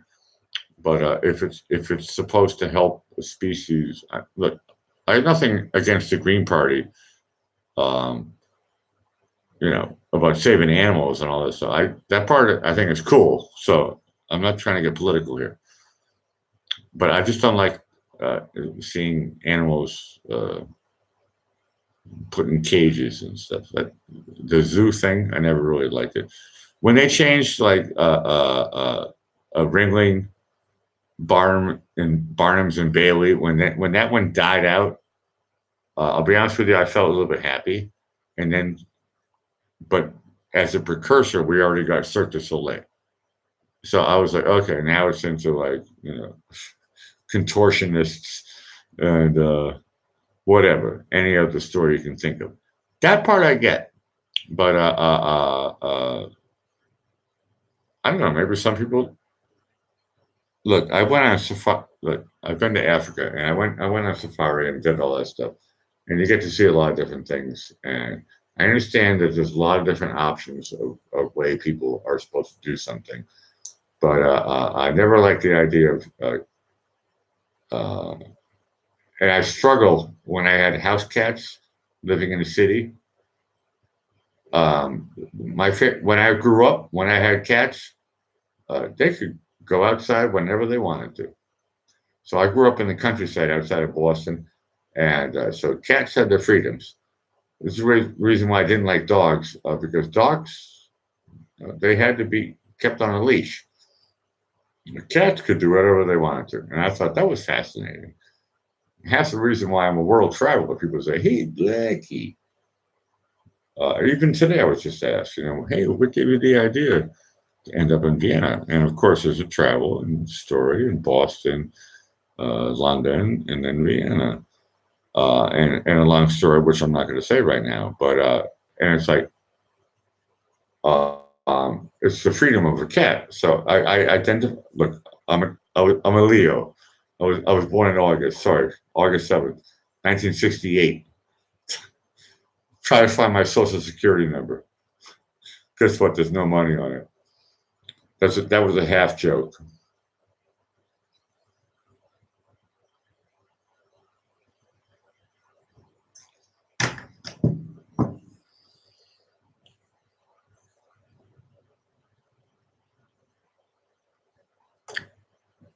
No. Okay. You guys are super cool. But here's my challenge, and I know I'm not reading the chat, so I'm gonna try to slowly wind down from the Blackie Fitzpatrick show. But I'm gonna play some more music. Look, live from the Blackie Fitzpatrick Library Studios. You're watching the King of Lo-Fi here in the 10th District in Vienna. So my challenge is I'm gonna try to play another song.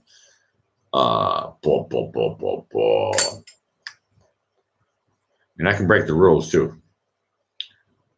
Because one song showed up. No, I know what I want to play.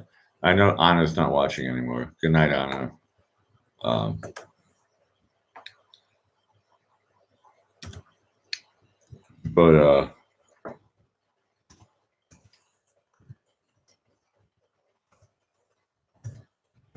Bear with me.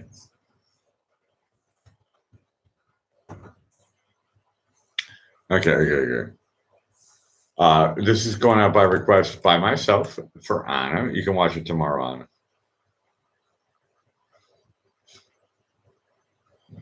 But we're talking about birds.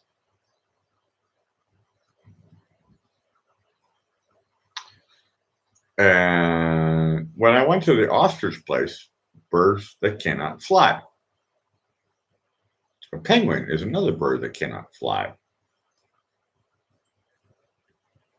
But most birds can fly, and they're actually quite majestic.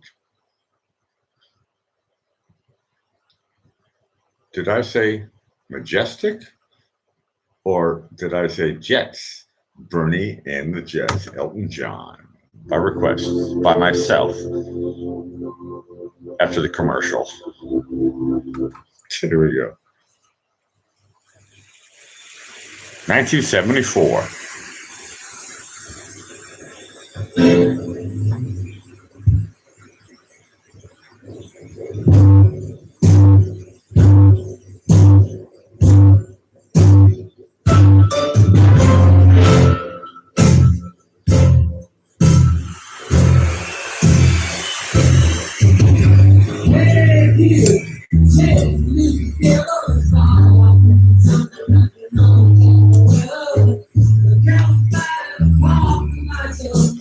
Wow.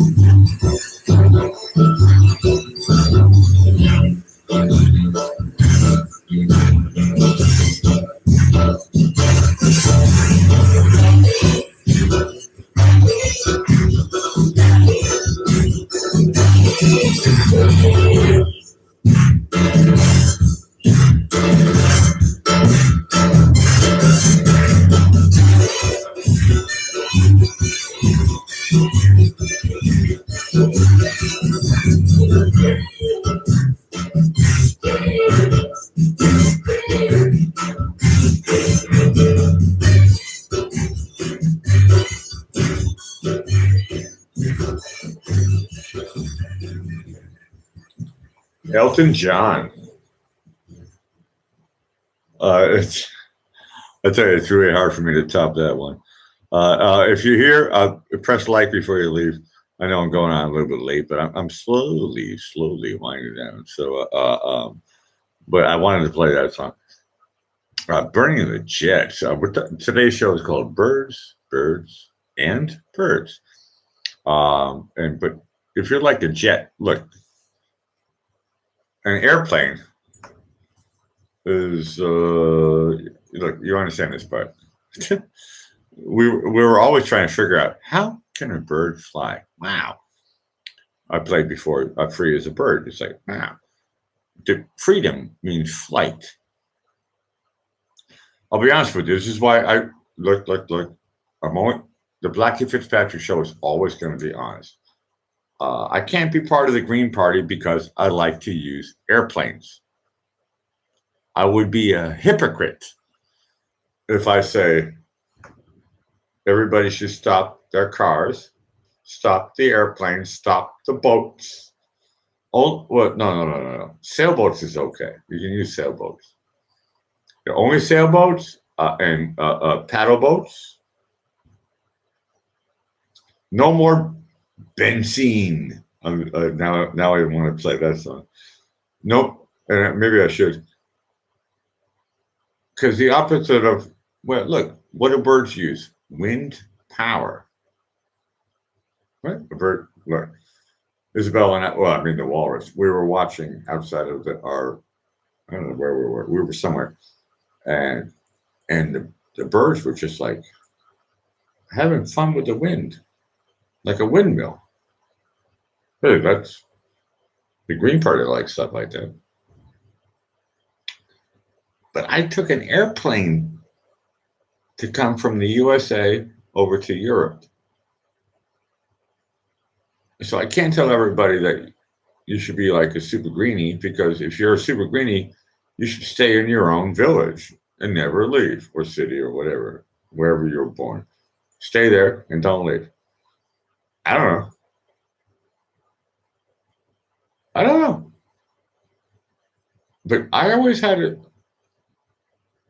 Here's the part I do know, is that when I was younger, as a teenager, I always felt like I needed to go to England. I don't know why I had that feeling. I did. I just did. I was like, I was having dreams about it constantly. Moved to England. This is a PG show. I think I can say this. I love this movie, Total Recall. Get your ass to Mars. Get your ass to Mars. Look, I said it in Schwarzenegger, so it doesn't even sound like swear words. But that's from Arnold Schwarzenegger's line, get your ass to Mars. And I had this feeling, move to England. I don't know where it came from. I'm not a soothsayer. Maybe I am. Oh, no. What a big responsibility. I don't think so. But I'm just talking about my own self. But it's like, I was like, okay, I had a vision. I was like, okay, time to move to England. And then I got another vision, time to move to Vienna. And every time I kept on going back to America, it was via Florida, sometimes through Boston. I always had this, every time I was back in my own country, it was like, get your ass to Mars. Get your ass to Mars. It was always like, you got to go back to, whether it's London or whether it's Vienna. Those are two places that I feel comfortable in. No offense to anybody from Munich who's watching my show. Sorry. If anybody's watching from Berlin, sorry. Never been there. Anybody from Paris? I've never been there. So I'm not making any judgments about people from Frankfurt. Okay, I've been to Frankfurt like 6 times. You're off. Whatever. You get no free coupon on that one. Okay, I'm not reading the chat here at all. Looks like Von Harris talking a lot. Yeah, whatever. Look. At this point, look, I'm slowly winding down, and okay, I can't read that because that's not PG. Okay, I hear you. Phil's on a rant. Go for it. Look, my chat is your chat and everybody else's chat. Everybody's allowed to say whatever they want to say, and that's fine. I don't know. At the moment, actually, I've been doing the numbers. I've already reached 25. People come in for like 5 minutes and then they leave. And so I like watching. And hello again, lurkers. You guys are great. Just show up for a little bit and say, hey, oh, wow, Blackie's with his pink sunglasses that Isabella gave him. And then you can leave. I get these semantics or whatever it's called, the breakdown of what's going on. And it looks like most people come over and watch my show for like 5 minutes. And those are the lurkers, and they don't really write anything. And that's fine. Once again, most of them, at least 3 of them, are my ex-wives. They always go, oh, they go, hey, Blackie, what's Blackie doing today? Saying the same old rubbish, which is correct, actually. Today's show is about, like every show, stress reduction. Look, I can recommend you a lot of YouTube live streams that can stress you out. The one, look, even no, I'm not going to say that one. Look, if any of the shows are going to reduce your stress level, moi, me. Who is the king of stress killing? Blackie Fitzpatrick. Who is the king of lo-fi? Look, I'm not even looking for hi-fi, right? So if you're looking for lo-fi, who's the best at it? Moi. Look. Otherwise, I wouldn't be having look, tomorrow when I watch the show, it's like 70 people are watching or something. So hi to everybody from tomorrow or after I go to bed, which is, I'm looking at look, when I say 9 o'clock, I mean, when this bottle was finished, time for Blackie to go bye-bye. But right now I'm having fun. I got a handful of people here right now. What YouTube says, but I know it's bigger, so it doesn't matter. Hi, everybody.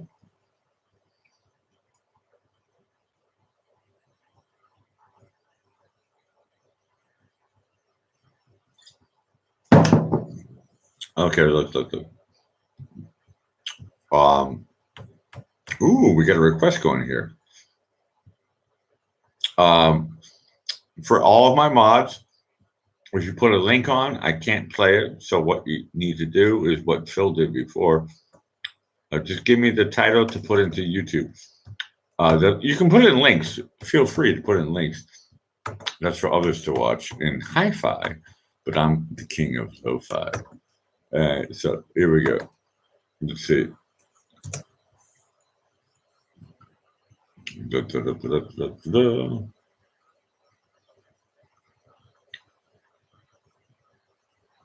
I'm going to take this one because it looks like a bunch of them show up. I said throw up. That was funny. This is, anyways, from Abacab. And it's from a group called Genesis. And the song is called Dodo, which I think is a bird. Dodo Lurker. Jetzt maximale Kinoerlebnisse gewinnen mit Milka Max. Mehr Infos auf milka.com. After the ad.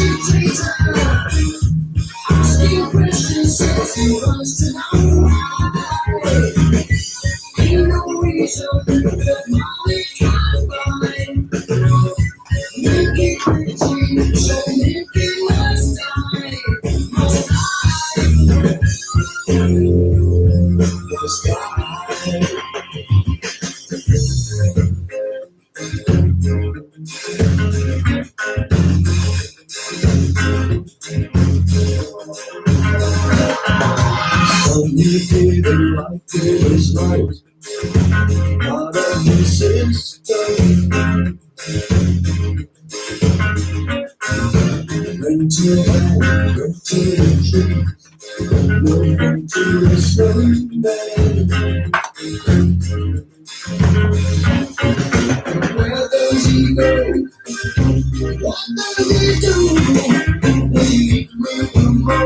was screaming loud.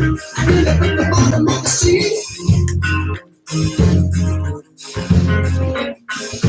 Then she got up in the smoke. She got robbed by the where does he go? What does he do? He opens the smoke. Oh, let the people in the sea.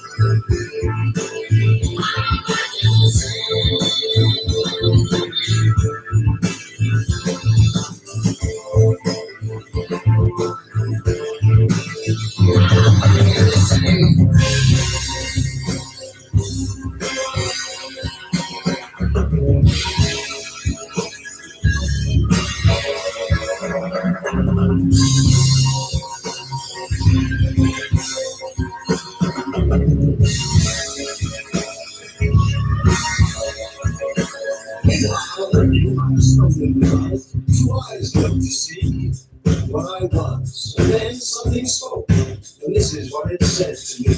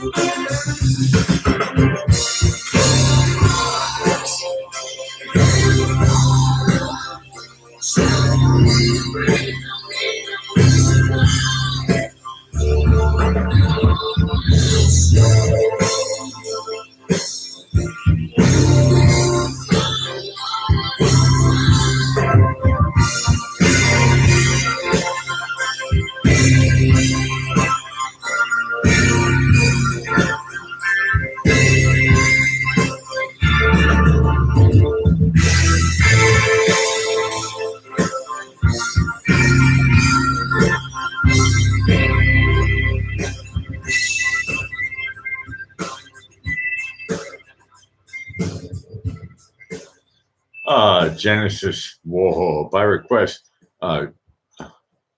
Dodo, Doo. You do the math. Hold on a second. Meredith has got me confused here. Oh, hold on a second. Let me do the math here. Oh, I see a heart shape on the end here. Hurry, y'all. Got. Okay. Okay. Looks okay. Is Trump coming up now? No. Okay. No. Look. I know Trump is going to do a speech. I'm slowly going to say bye here. No, Meredith is one of the good girls. She says she popped back in here, and that's great. Anybody who pops back in, press like before you say bye. Look.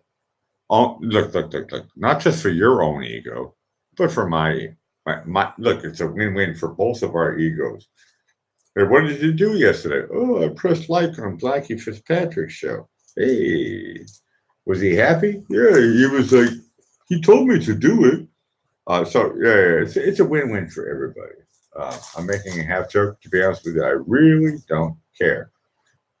But it's all part of the game of life. Look. If I'm wearing that, look, these glasses are like super pink. Okay. One of my mods, tell me when Trump is on. I'll put him on my show. Tell me when he's on.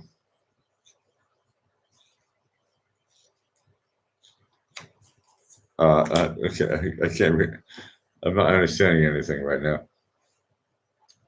When Trump is on, I'll find him. Look, I'm gonna look right now. You guys are great for letting me know. Yeah, I know. Okay, he's in Houston. Yeah. Producer in the world. Who would think that? And we're going to get those pipelines approved very rapidly. I called the heads of the agencies. I said, get them approved. And you know what? If there's a problem, we let them know about the problem immediately. We don't take them 20 years down the road and then say we can't approve it. We let them know immediately. There won't be a problem. For the first time in more than 60 years, America is a net exporter of natural gas. And here's good news for Texas.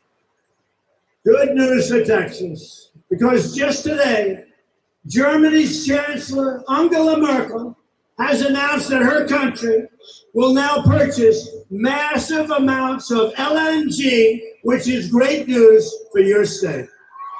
That's true.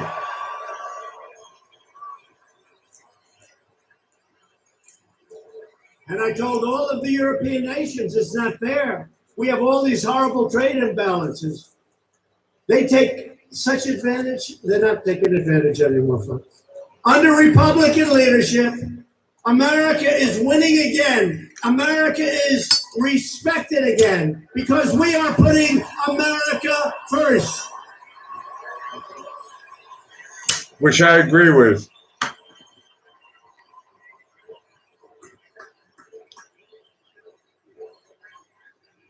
We're putting America first. It hasn't happened in a lot of decades. We're putting them first. We're taking care of ourselves for a change, folks. Thank you. I like that guy, but not that much. Not that much. But radical Democrats want to turn back the clock and restore the rule of corrupt, power-hungry globalists. You know what a globalist is, right? You know what a globalist is? A globalist is a person that wants the globe to do well, frankly, not caring about our country so much. And you know what? We can't have that. You know, they have a word. It sort of became old-fashioned. It's called a nationalist. And I say, really, we're not supposed to use that word. You know what I am? I'm a nationalist, okay? I'm a nationalist. National. Nothing. Use that word. Use that word.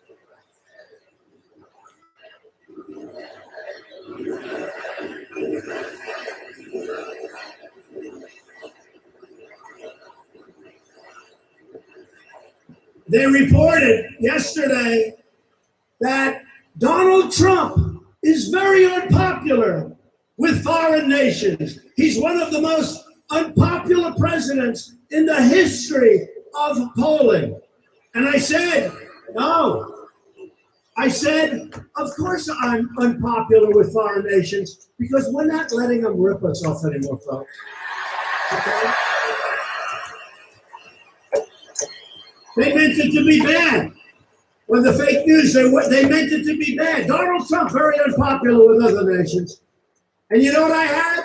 It was 70% against and 30% for. I said, who is the 30%? Why would they ever want to vote for him? Because honestly, we're treating everybody good. We're helping people. We're protecting people. But, you know, when we protect with our military, the greatest in the world, and now it's a lot better than it's ever been because of what we're doing, we have to be reimbursed for that protection. We have to be reimbursed. We're protecting the wealthiest nations in the world, and we're subsidizing them. And then they beat us on trade. They take advantage of it. So those days are over. You're seeing it happening fast. Happening fast. The most unpopular president, think of that. Most unpopular president. But I'm one of the most popular presidents in this country, and that's good. That's good. In our country,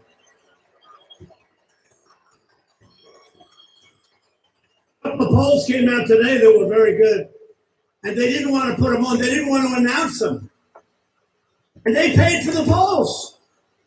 We have a new poll out. Let me see. Let's get to another subject. Fake news.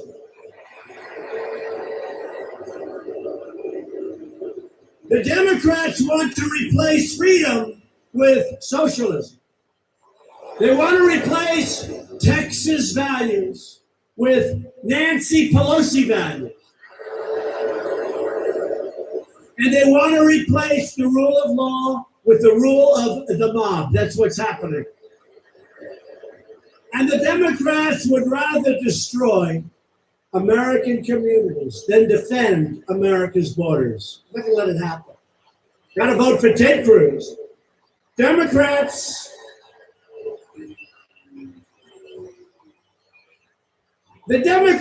are a big risk to the American family, and our country cannot afford to take those kinds of risks. Yeah. This will be the election of the caravan, Kavanaugh, law and order, tax cuts, and common sense. That's what it is, common sense.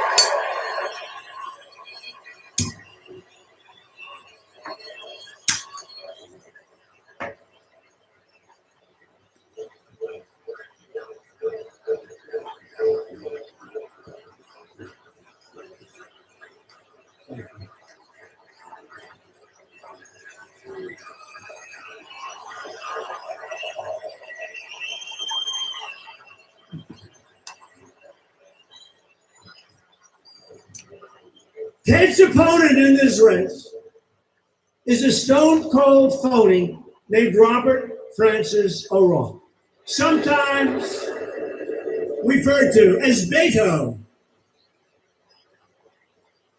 And he pretends to be a moderate, but he's actually a radical, open borders left-winger. That's what he is. And I know Texas well. Don't forget, they tried to convince you on election night that Texas is in play. I kept hearing, I'd go to a thing and I'd have, remember the lines I'd have for the speeches? Would have lines like it is tonight. I hate to tell you, I think the lines are bigger tonight than they were 2 years ago. You know why? Because I produce. Because I produce. No, the lines are bigger tonight. And it's easier. You know, 2 years ago, 2.5 years ago, I had to get up and say, we will give you tax cuts. We will cut regulations. But it was all words. Now I've produced. So this is easy.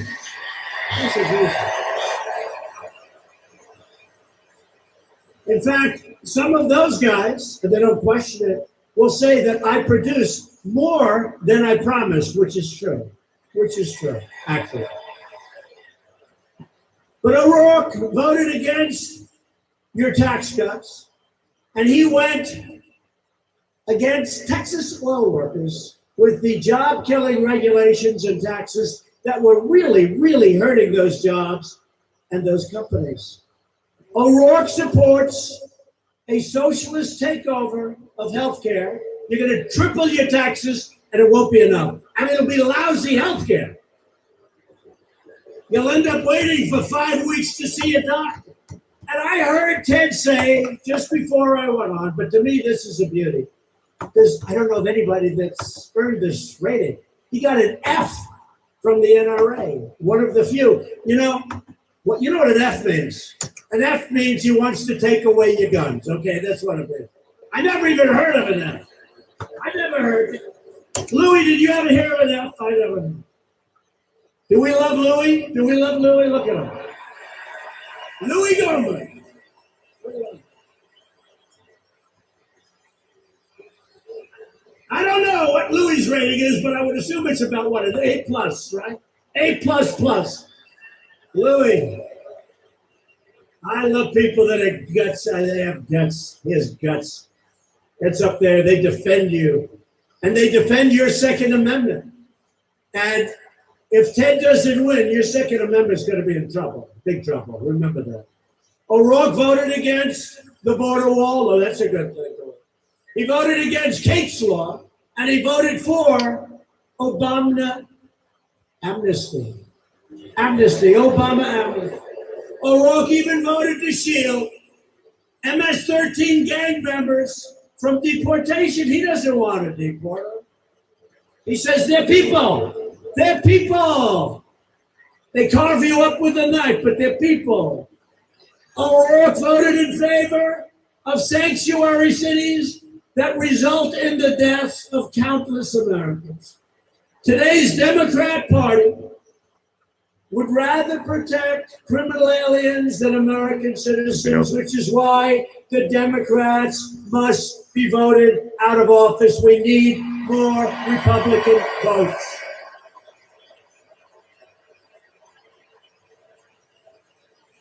A vote for a Democrat this November is a vote to surrender Congress to Nancy Pelosi, crying Chuck Schumer, the great Maxine Waters. That's a beauty. Maxine Waters. You get that one? You get that? Maxine. She's going to be in charge of your finances. That's it. Good old Maxine, low IQ individual. Low IQ. How about this one? Senator Dianne Feinstein.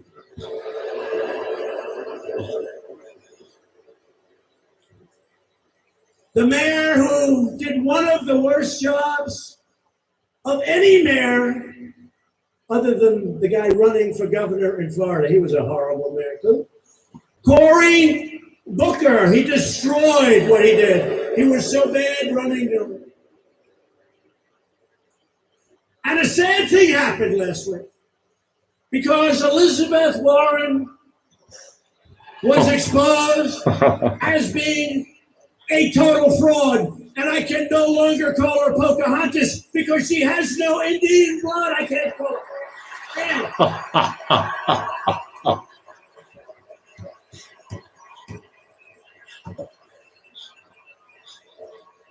I can't call her Pocahontas. She doesn't qualify. She has. I've been saying it for a long time. I've been saying it for a year and a half. I said, I have more Indian blood than she has, and I have none. I have none, but I have more than she has. But I can't use the name Pocahontas anymore, but if you don't mind, I will anyway. Is that okay? We got to keep her down. But in this election, the people of Texas are going to make a giant and beautiful stand. You're going to elect a Republican House, and even they're having a little problem. They're getting a little nervous, right? Remember about a month ago, right? They were talking about this blue wave. Whoa. You don't hear about the blue wave. You're not hearing so much. The blue wave is being dissipated a little bit. I don't hear them talk. Are you guys still talking about the blue wave? The blue wave, that's coming, right? Blue wave. You don't hear about it too much. Let me tell you, you got to get out and vote. Because you know what happens? The party that has the presidency, I don't know why. I guess you get a little sedate. I guess you get a little something. Who knows? You lose something. I don't know. But I think 2 times since the Great Depression, it was a positive. But nobody ever had the condition of having produced the greatest economy in the history of our country, right? Nobody. So I don't understand why would we lose the House? But historically, so history's against us, but the facts are all with us. So I think we're going to do well. You have to get out and vote. Early voting, remember. But I think we're going to do great with the House, and we're going to do fantastic with the Senate, so that we can keep making America great again.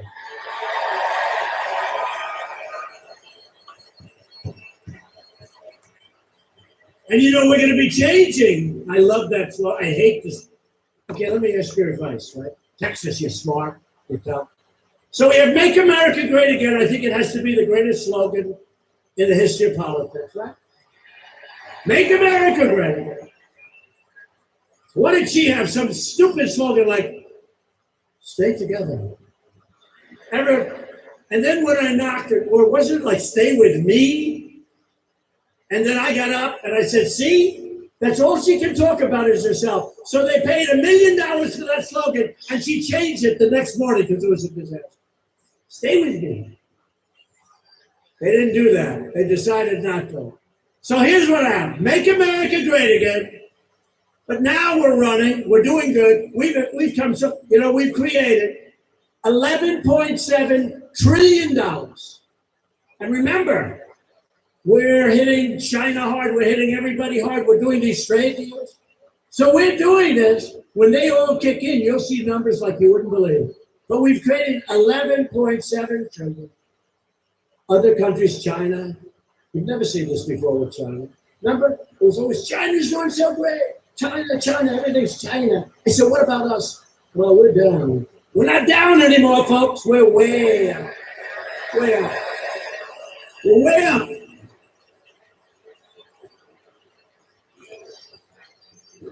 Way up.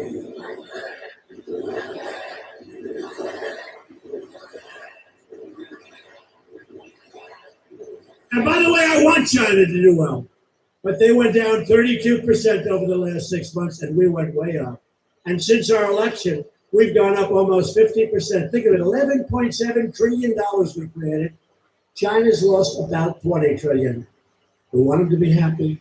We want them to do well. But they have to treat us fairly. They haven't treated us fairly. And they will. They have a wonderful, great leader, President Xi, and they will. The choice in November could not be more clear. Democrats produce mobs. Republicans produce jobs. Right? That's good.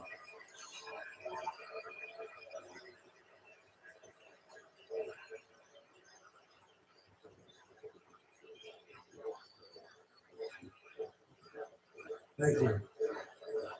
Thank you.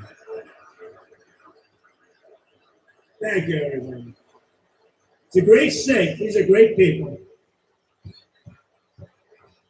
And did we ever help you? Hey, honestly, we were here a lot. Did we help you with that lousy hurricane that you suffered through? That sucker was brutal. I never saw anything like it. It kept coming in. It was taunting us. Have you ever been taunted? It was taunting. It would come in, and you'd say, oh, great, now it's... But then it goes out. It reloads. It comes in. Then it dumps. Then it goes out. Then it comes 3 times.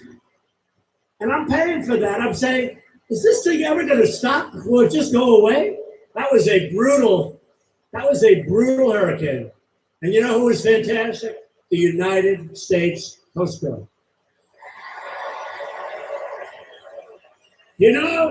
because that was a very big deal and there was a lot of water. And I don't know who in this room did it, but these guys with the little boats that think they have this great boat, okay? Where do these people come from? They want to go out and they want to go into the hurricane to show their wife how great they are. And then they get out there and they say, oh my God, I'm dead. And I asked one of the Coast Guard guys, I said, so let me ask you a question. When they go out, by the way, the Coast Guard, hard to believe, they saved in Texas more than any other place. Florida had a bad one, but it wasn't the same kind. In Texas, the United States Coast Guard saved 16,000 lives. Think of what that is. Now think of what that is. And I said to a couple of the top guys, these are great people. I said, let me ask you a question. When these folks, what happens? He said, well, they want to go out. They want to sort of play at the edge. But there's no edge to this big monster. And they gobble them up, and these guys are going through it. I said, so how big is a thing like that? You have great equipment. You have the greatest boats. They said, sure, we have the best boats in the world. But if we hit that thing wrong, we don't have a chance. These are great boats. He said, we go down just like everybody else. And they would ride the crest. They go ride the crest. They'd back up. They'd let it go by. They'd come in. They'd save a lot of people. They'd go back out. Then it came back out. The Coast Guard, their brand has appreciated more than any brand in this country, the United States Coast Guard. We have to say it. They did a great job. And next time, all you guys and gals, when there's a hurricane, do me a favor. Don't take your boat out. Just head out of town for a little while. That was a brutal period of time, but you did incredibly, and you really, FEMA was great, law enforcement was great, first responders were great, the military, but the Coast Guard represented the military, incredible. So we're honored to be joined this evening by many great Republican leaders. Here tonight is a man who is incredible. He is a man with tremendous spirit. He asked me for more money than any human being has ever asked me. I got to tell you, first of all, his name happens to be Governor Greg Abbott. Where is he?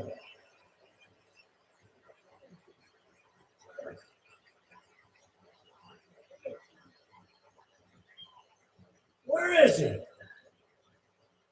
He's the greatest guy. Where is he? I think he's in. There's a lot of people in this room. But you know, Greg, I just took pictures with him backstage. I think, do we like him more than Trump? Yes, right? No, yes, I do. I like him more than. But he called me up, and we had just given billions and billions of dollars to the state of Texas. He goes, Mr. President, could I ask you one small question? What?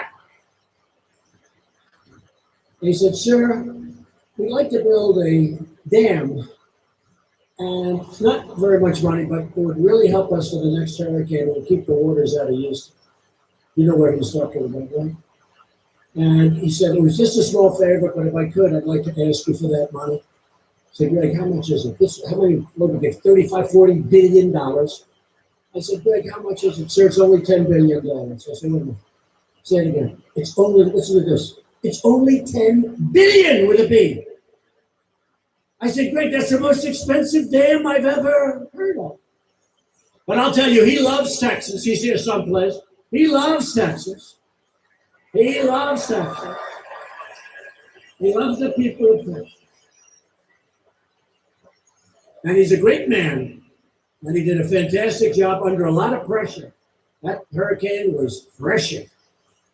And you got all A's and A pluses. Everybody did. The responders, FEMA, the governor, and the lieutenant governor, Dan Patrick.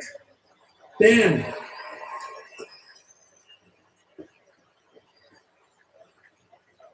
Finally, I see them. They're all there. It's hard when you have 22,000 people in a room. It's hard to fire one person. It's hard to find one person, even when he's tall. And another tall guy who is an incredible senator. He represents you so well. He's always fighting for you. And he was the one that asked Dianne Feinstein, did you leak? Remember? And she went, oh. So he was the one. He said, looks over to her, remember? During the hearings, those horrible hearings where they were so nasty and horrible, to a great gentleman who's going to go down as one of our greatest Supreme Court justices. He goes out and he's on the committee. And he goes, did you leak? And she went, oh, what? No. No, I don't. Wait a minute, let me check. Did we leak? No, we didn't leak. Oh. No, that was the worst body language. She was so guilty of leaking. She leaked. John Cornyn was great. He was great during the hearings. Stand up, John.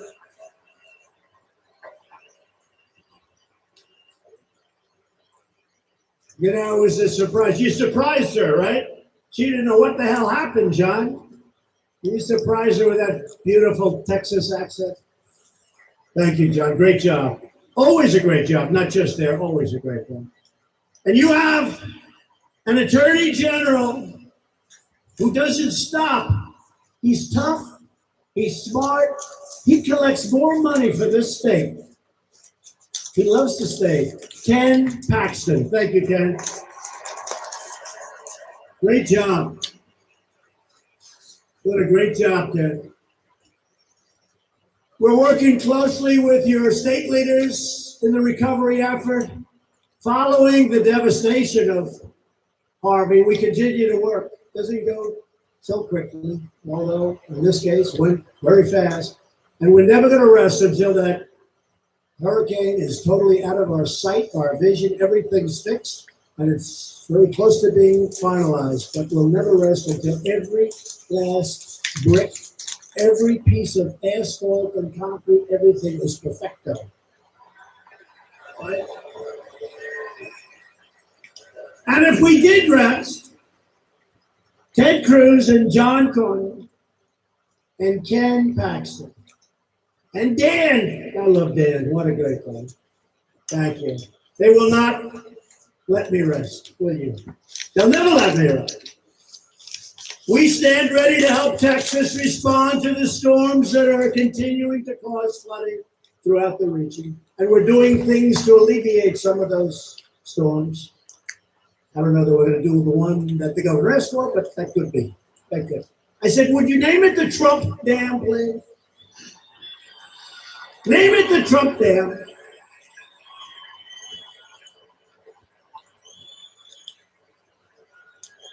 It's beautiful, it's big and expensive. I want now, Mulligan. I did not ask him. Tomorrow would be headline, Trump demands name on the dam. I also want to recognize your outstanding Republican congressman, including Chairman Kevin Brady. What a guy. What a guy. We talk about help with taxes. And so, Kevin, we're putting in next week the 10% reduction in middle income taxes, right? Next week. Okay. He promised in front of 22,000 people. I don't need that. He promised to me. That's good. Thank you, Kevin. What a great job. Great man. Congressman Bill Flores. Thank you, Bill. Great job. Congressman John Carter. Get out and vote for Bill and John. A friend of mine, you don't have to vote for him, actually, because he's so far ahead. I'm sure he loves me saying this. You don't have to vote for him. All these other guys, you got to vote for him. But you don't have to vote for this guy. He is leading by like 60 points. He's leading by, but you know what? Do me a favor, because I don't want to have a depressed man on my shoulders. Go out and vote for him anyway, because he is outstanding. He's a winner. He's a champion. He's a warrior. Louis Gohmert.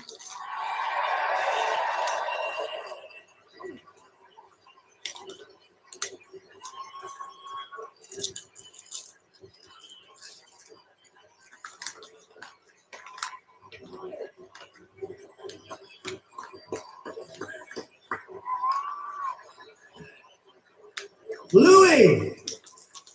Hey, Louis, should they bother voting or is it just over? You want them to vote, right, Louis? I think we'll have a vote. Go out and vote for Louis. Another congressman who's been so helpful, Ted Poe. Ted, thank you, Ted.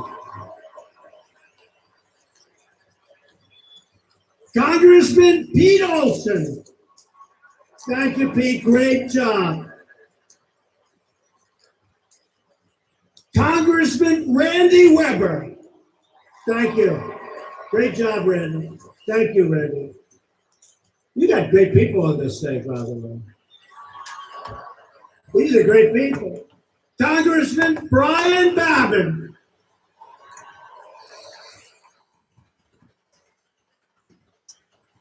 Congressman John Culberson, who's a great guy. He's a great guy. Get out and vote for John. You got a lot of money being poured against him. Get out and vote for John. Get out and vote for Pete Sessions. Pete Sessions is a fantastic congressman. They're pouring money in that race. He's still leading, and John's leading, but get out. Louis, don't worry. John, Pete, you have to. Jody Arrington. Jody has done a great job. And Congressman Michael Cloud. Thank you, Michael. Thank you, Michael. Great job, Michael. Great job. These are great people. Great patriots, people that love Texas. If you don't want to be saying the words, Speaker Nancy Pelosi, that's not for the next 2 years, then you need to go out and vote for these tremendous Republican lawmakers. They are tremendous. Thank you, fellas. Thank you. Thank you, fellas. Thank you, Louis. Thank you, Louis. This election is about protecting the sacred values we all share and the values that Texas Republicans are fighting for each and every day. We believe in the right to free speech, the right to religious liberty, and we believe in the right to keep and bear arms. We believe in law and order, and we cherish the incredible men and women of law enforcement. We believe that judges should always interpret the Constitution as written. We believe that schools should teach our children to be proud of their country and to respect our great American flag.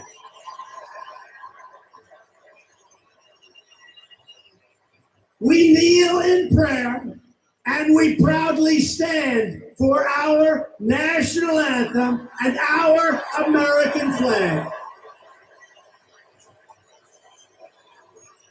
We know that faith and family, not government and bureaucracy, are the true center of American life. So true.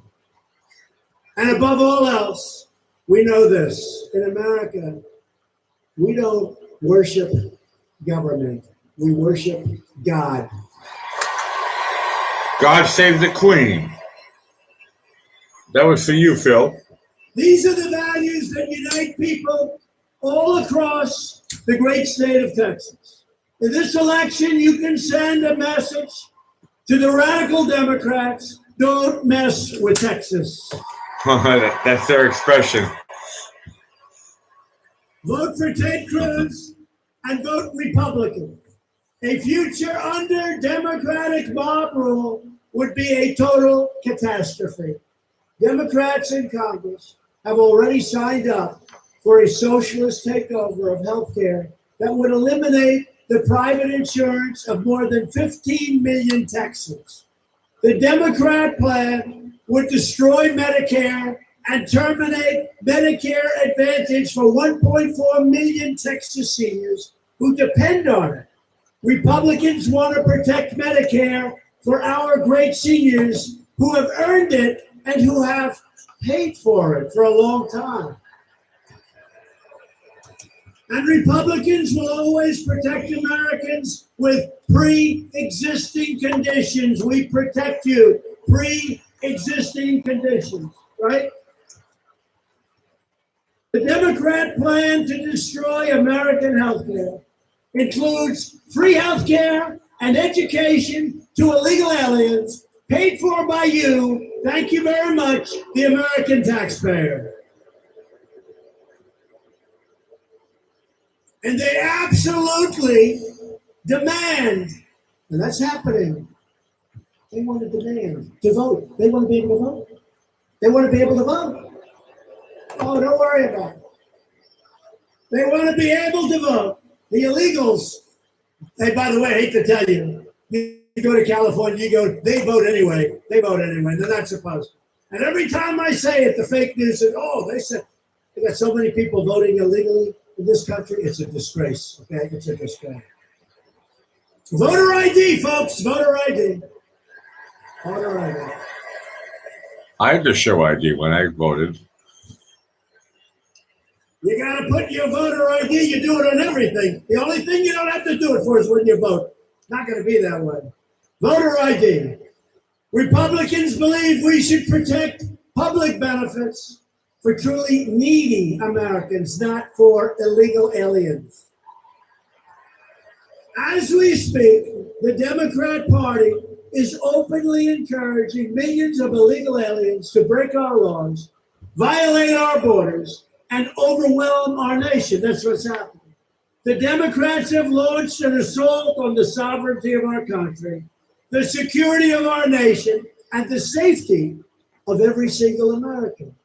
The crisis on our border right now, as we speak, is the sole result of Democrat laws and activist Democrat judges that prevent us from returning illegal aliens from Central America and all over the world. It's called catch and release. You know what catch and release is, huh? You got these great people from Border Patrol. These are great people. ICE, Border Patrol. These are incredible people, tough job. They catch them, and then they release them. And they say, you have to come back for a court case. They just put their foot over immediately. They touch our land. You have to come back in 2 years for a court case. Well, number one, they never come back. 3%. And I don't believe the 3. We release them into our country because that's what the Democrats want. And then a lot of bad things happen when that happens. The Democrats don't care what their extremist immigration agenda will do to your neighborhoods, to your hospitals, or to your schools. They don't care that the mass illegal immigration will totally bankrupt our country because all the Democrats care about is regaining power no matter how they have to go about doing it. All the witch hunts, no matter what they do, they just want to gain power. But we're not going to let them gain power. And that's why the Democrats all support catch and release. That's why they support visa lottery. You know what visa lottery is? Countries put names in a batch, and you pick them, you keep picking them. And then you got nothing but problems. Because do you think those countries are putting their finest? I don't think so. It's a great way to dispose of their problems. Visa lottery. And then you have chain migration. A guy comes in, as an example, West Side Highway in Manhattan. That's where I am. Beautiful park, beautiful highway. This animal's driving a car down. And he decides he's going to make a right into the park where everyone's working out, exercising, running, bicycling. And he knocks everything down, including kills 8 people and badly wounds. You ever notice? They never talk about the people that are wounded, where they lose their arms and their legs, and their lives can never be the same. They never talk. They say 8 people died. They don't talk about the 12 people that lost something so important. These are people that are in a park where they go to exercise so they can be in perfect shape. And they go home months later without their legs, without their arms. Because this animal going at a very fast speed, just decided he's going to make a right into the park and run people over. So he has 22 people that came in because he's here. So he's here. It's called a chain. Nice name, chain migration. He's here. His mother comes with him. His father then comes. His uncle, his aunt, his brother, his nephews, his sister. 22 people. No jobs, just 22 people. No more chain migration. No more chain migration. That's why the Democrats want to give illegal aliens free welfare and the right to vote. That's why Democrats want to abolish ICE. The casualties of the Democrats' open border crusade, and you're going to see it over the next 2 weeks. I'm stuck with it. I want to change it, but we have a tiny, tiny majority. I need the votes. We don't have enough votes. As an example, with the Senate, we need 60 votes. Well, we have 51. We have a tiny majority. We need 60 votes. So they don't allow us to do it. They're killing and hurting innocent Americans. Democrat immigration policies allow poisonous drugs and MS-13 to pour into our country. And Democrat sanctuary cities release violent criminals from jail and straight into your neighborhoods. Republicans believe our country should be a sanctuary for law-abiding Americans, not for criminal aliens. Common sense. Common sense. The Republican Party will always stand proudly with the heroes of ICE. These are tough people. By the way, they're great Americans, but you don't want their job. They go into, they call them nests, MS-13, killers. They don't like using guns because it's too quick. They like cutting people up, slicing them, killing them, like they did to two beautiful, lovely young girls going back home from school. Killing them, slicing them. They didn't want the guns. These are evil people. Yeah. Yeah, that's right. Yeah, that's right. He said it. That's right. They're animals. They're animals. So, when I see Long Island, I grew up near Long Island, and I know every town out there. These are great towns. They have been great towns. For some reason, a lot of the MS-13 went up to Long Island, and I've been hearing from friends of mine. And we send ICE in. We put ICE in there, and it's like you liberate. It's like a war. You liberate the town. And those people are clapping and screaming, and these guys are nice. They walk right into those nests, and they're tougher and smarter than MS-13. And MS-13 respects them. Because none of you guys want that job. I don't want that job. Maybe Louis Gohmert will take it on.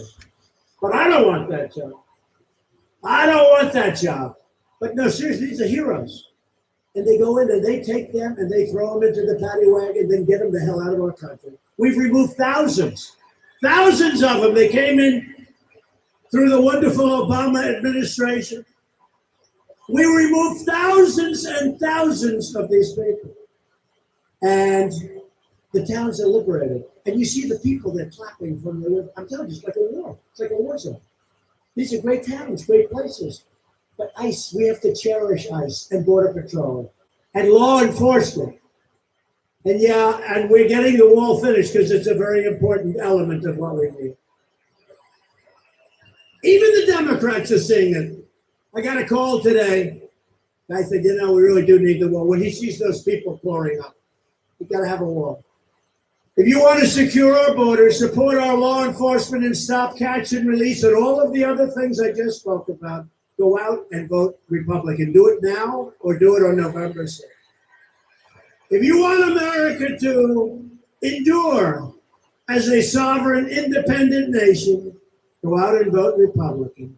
And if you want high-paying jobs, rising wages, and a booming economy, then go out and vote Republican.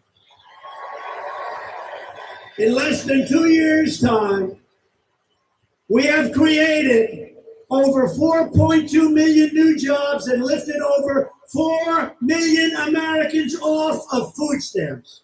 They said that was impossible. We've added 600,000 new manufacturing jobs. Remember the previous administration? I won't be specific, but let's say the head of the previous administration. Does anybody know who I'm talking about? Remember, he said, you can't have manufacturing jobs in this country. You need a magic wand. Remember the famous? Well, I guess we found the magic wand.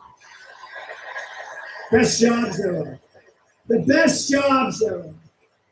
And manufacturing confidence just today hit an all-time high in the history of our country.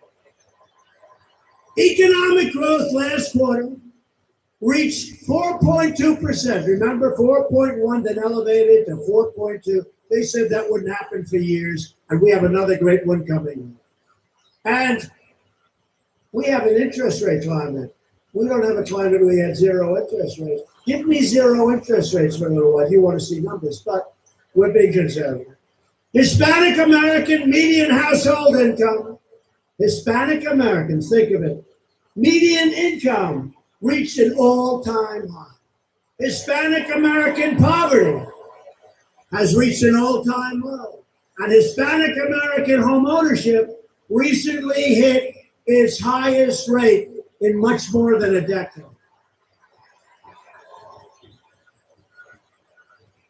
African American, Hispanic American, Asian American unemployment has reached the lowest level ever recorded in our country's history. And women's unemployment just fell to 3.6%, the lowest rate in 65 years. Earlier this month, I announced that we are replacing the horrible NAFTA deal with an incredible brand new U.S.-Mexico-Canada agreement, the USMCA. And that's a great deal. Our farmers are happy. Our manufacturers are happy. You're not going to have companies leaving for other countries. Very important part of the deal. I said, I don't want our companies moving to other countries, firing all their people, making the product and then putting it in with no tax and selling it back to our people. Not going to happen. That deal totally takes care of it. Not going to happen. No more. No more. We lost 35% of our automobile business in a short period of time. NAFTA was a disaster. That's why I refused. I wanted to call it NAFTA too. I said, I don't want the name NAFTA associated with all of it. It's a great deal. Bob Lighthizer, so many people work so hard on that. We've taken the toughest ever action to crack down on China's abuse of trade practices. We've also made a deal with South Korea, the new trade deal. It's a great deal for our farmers, our manufacturers, everybody. We've taken bold action to reduce the price of prescription drugs. Americans should not be forced to subsidize lower drug prices in foreign countries while paying the highest drug prices ever in the history of this world. We've gone through the process. It's a statutory process. I'm very soon finished with it. Drug prices will soon be plunging. Watch. Secretary Azar, great job. To help critically ill patients get life-saving treatments.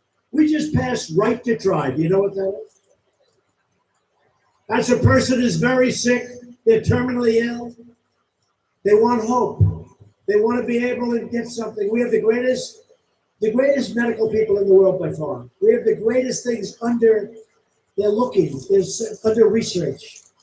And what happened is people would be told they're terminally ill, they have a big problem. And if we had a drug or we had a treatment that gave great hope, that looked promising, we couldn't even come close to letting them use it. And for 44 years, they've been trying to get this done. So if somebody is really sick, terminally ill, and we have something in the pipeline that looks really good, we're going to let them use it. Let's go right to try. It's good. Because I know people that travel all over the world looking for hope. They were looking for hope. And now they sign a simple document and they go out and they get it. And by the way, this was signed 3 months ago. We have had tremendous results already. And you know, one of the other things, John, because John was very much involved, and Ted, one of the things that really is, it's the ultimate test, if you think about it. It's the ultimate test. But it was very hard to get approved. We got it approved. It's done. Right to try. I hope nobody has to use it. I hope nobody has to use it, okay? Stay away. But you know what?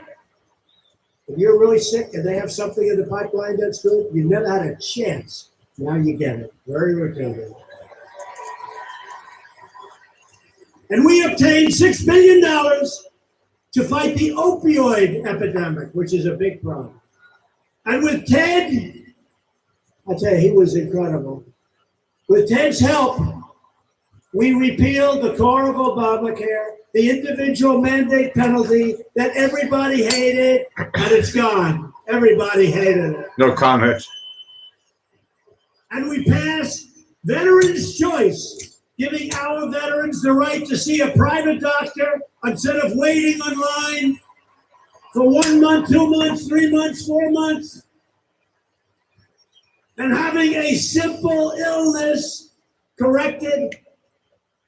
You have people that stand in line so long, they would have a simple problem. And by the time they got to see a doctor, they were terminally ill. Terminally ill.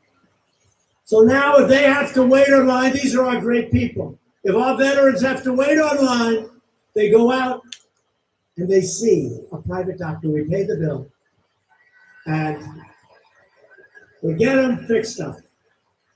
And we also passed for the veterans the VA accountability law to ensure that anyone who mistreats our veterans will be accountable. In other words, Jim, get out of here. You're fired. Get out. You couldn't fire these people. You couldn't get them out. They could be sadists. They could be thieves. They could do whatever they wanted to do. You couldn't fire. And for our military, we secured $700 billion and $716 billion to fully rebuild the United States military. And we are getting other countries to pay up and pay their fair share for our military protection, including NATO, where I asked to recover billions and billions of dollars. In just 2 years, I've asked now, you got to pay up. We're protecting, you got to pay. They weren't paying. Close to $100 billion a year we got. But they pay, we don't pay, they pay. We're protecting them. We're protecting them, and that's great, but they gotta pay. At my direction, the Pentagon is now working to create the sixth branch of the American Armed Forces, the Space Force, so important. So important. Right, John? Cornyn will get that through. See the way people love it. It's so important. It's where it's at. It's really where it's at. To keep America safe from terrorism, we have put in place the travel ban. Remember that? Recently upheld by the United States Supreme Court. Remember that?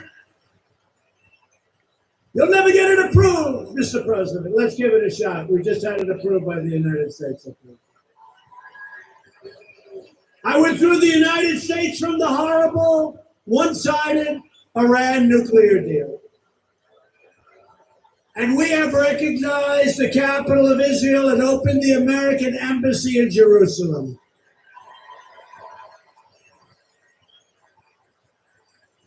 Together, we have made extraordinary progress, but we are just getting started. If you vote to elect a Republican House and a Republican Senate, we will continue to cut your taxes, cut your regulations, raise your incomes, help your jobs, take care of your medical problems. We will protect Medicare and Social Security. The Democrats will never be able to do it. We will defend the Second Amendment, and we will continue to confirm great judges who will abide by our laws and our Constitution. We will fully secure our border. We will pass Tate's Law. We will stop sanctuary cities. We will stop visa lottery. We will end chain migration. And we will keep the criminal drug dealers, predators, and terrorists the hell out of our country.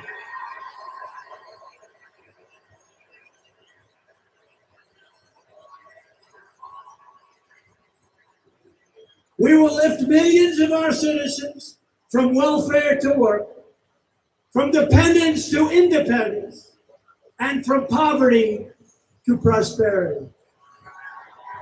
For years, you watched as your leaders apologized for America. They apologized. Now you have a president who is standing up for America, and we are standing up for the great state of Texas.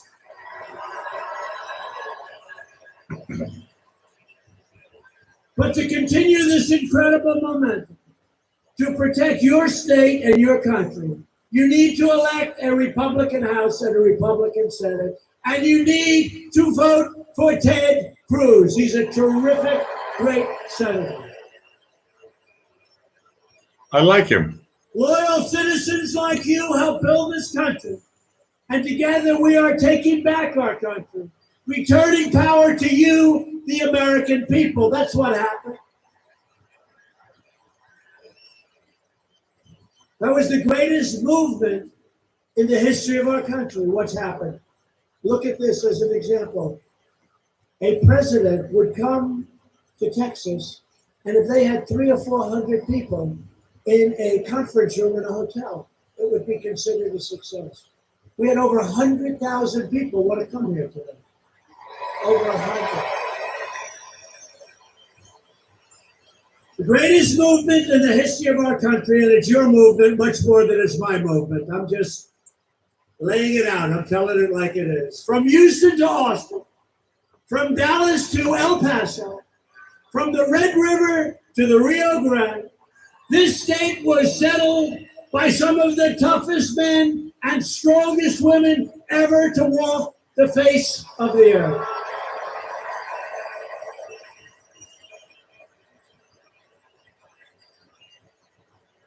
This is the state where William Travis, James Bowie, and Davy Crockett made their last stand at the Alamo.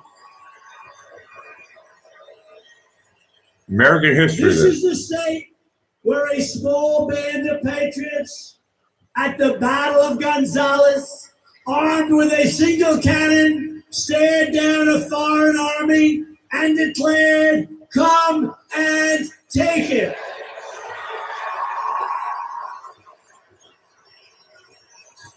Correct.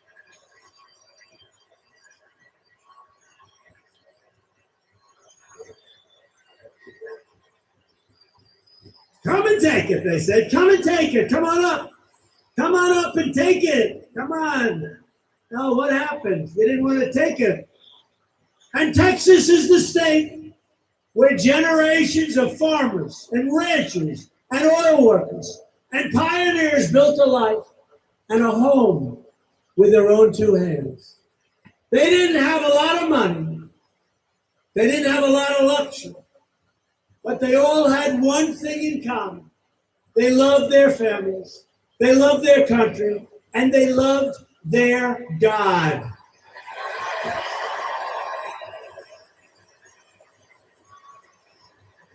These courageous Texas patriots did not shed their blood, sweat, and tears so that we could sit at home while others try to erase their legacy, tear down our history, and destroy our proud American heritage.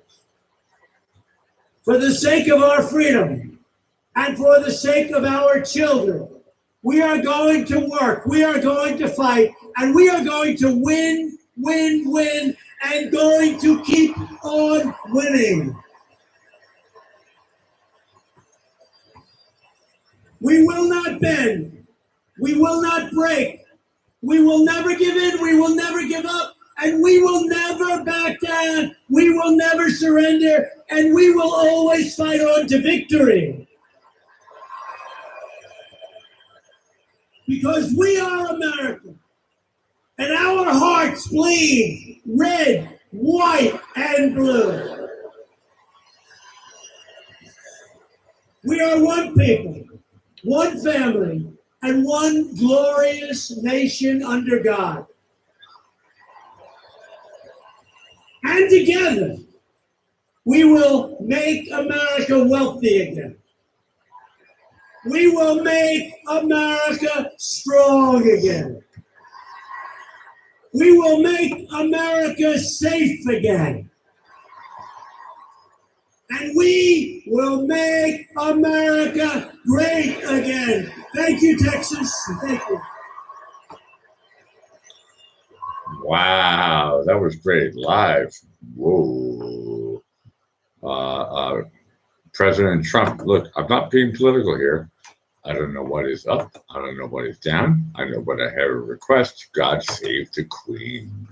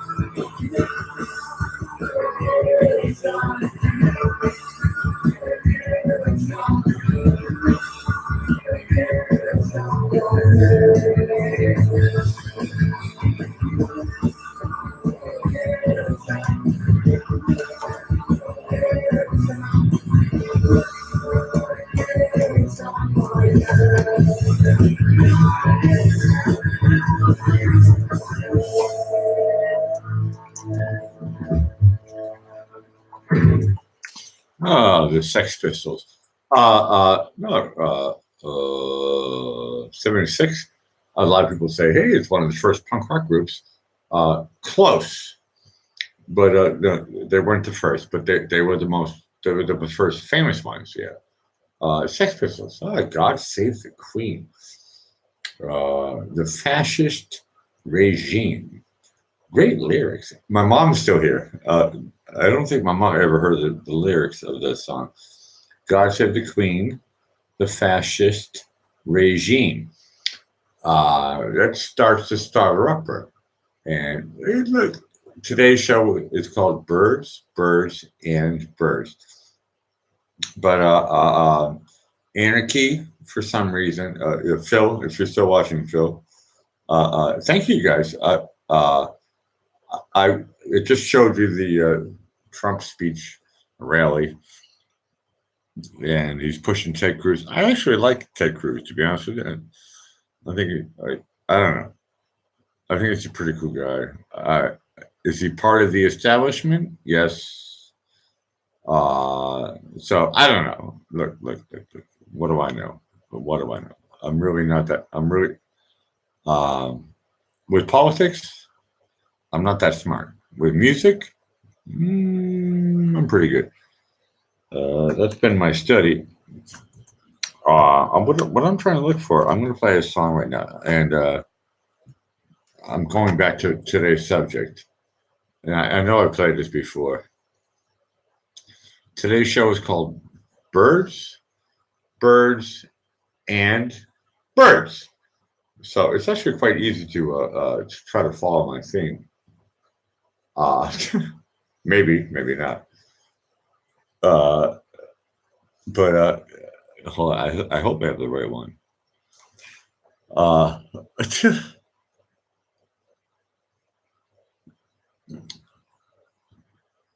Okay, it's an underground song. It doesn't have that many views. But I remember when I was a young DJ, when I was a teenager, I used to play this song. This is from the Surf Punks. The song is called Bird Bathroom. I love this song. The beach is nothing but a bird bathroom, bird bathroom, bird bathroom. The beach is nothing but a bird bathroom. Watch out! Ocean's nothing but a fish toilet, a fish toilet, a fish toilet. Ocean's nothing but a fish toilet. Watch out! Watch out for those fires in the sky. Something might just pop into your eye.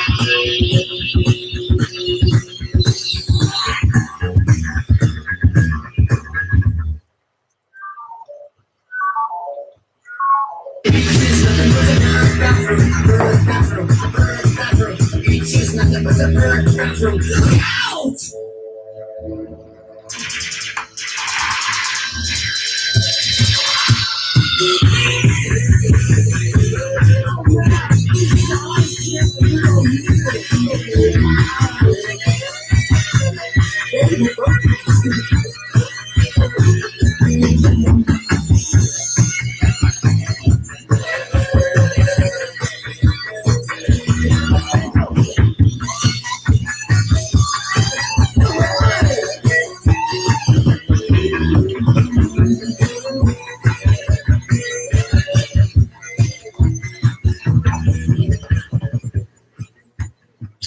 The Surf Punks with Beach is Nothing But a Bird Bathroom.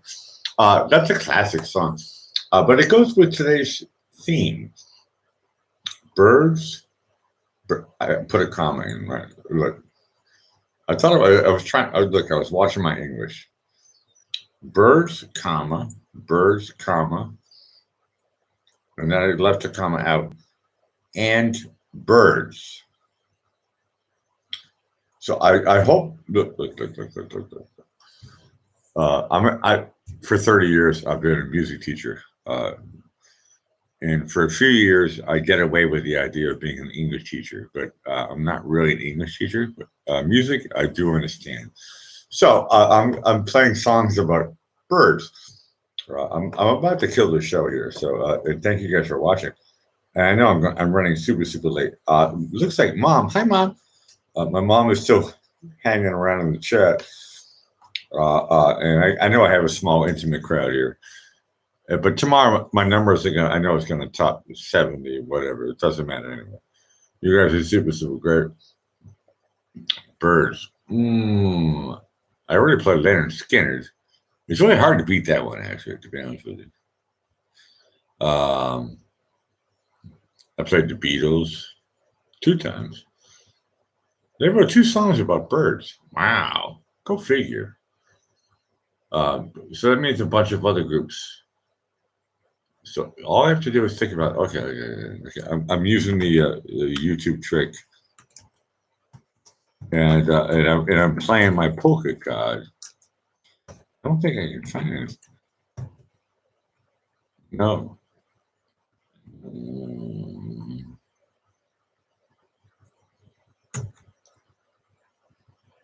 Nope. Okay, that doesn't work.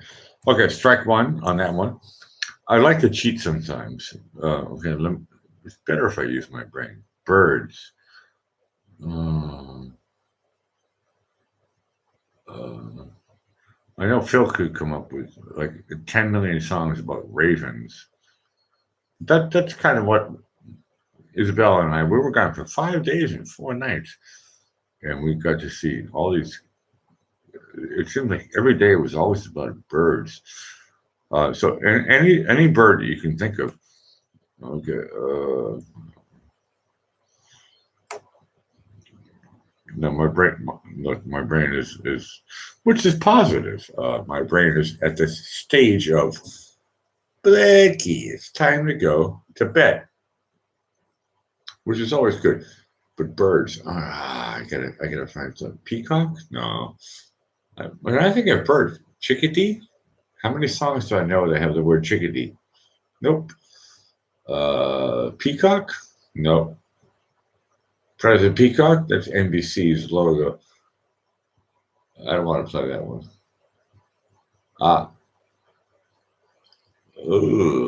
Birds. And we're allowed to go into British slang. So bird means. Oh, I had a song idea. No, that doesn't work either. But like bird means lady and ladybird, ladybug. You can push it as far as you want to push it.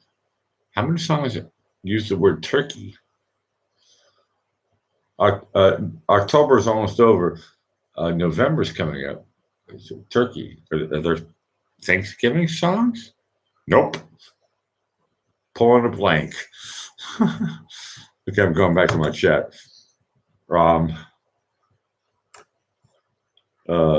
Scar tissue. Does that have to do with birds? I can play the song though.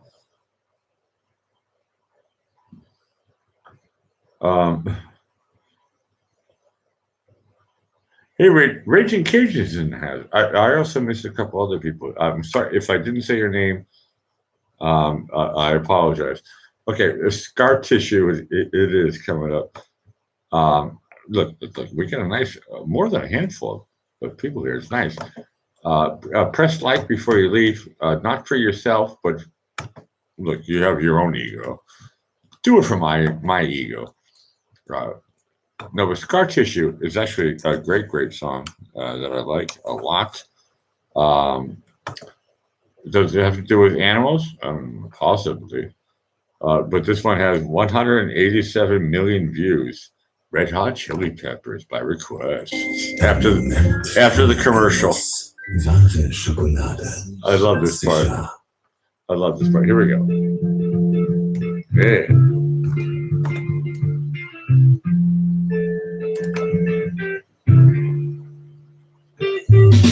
Scar tissue that I wish you saw. Sarcastic enough to know it all. But close your eyes and I'll kiss you. Cause with the birds I'll share. With the birds I'll share. It's a lonely view. With the birds I'll share. It's a lonely view.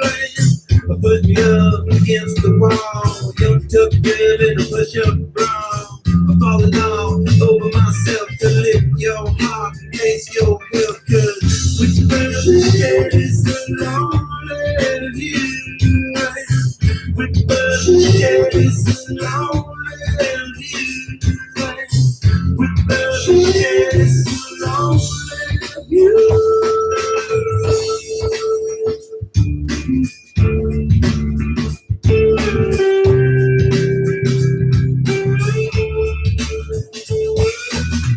Blood lost in a bathroom stall. A southern girl with a scarlet bra. Away behind tomorrow and I'll cause with the birds lonely view. With the just lonely view. Soft spoken with broken jaws. Step outside, but not to brawl in. Autumn sweet wind, call the fall down, make it to the moon, never have to crawl in. With the just lonely view. With the just lonely view. With the just lonely view.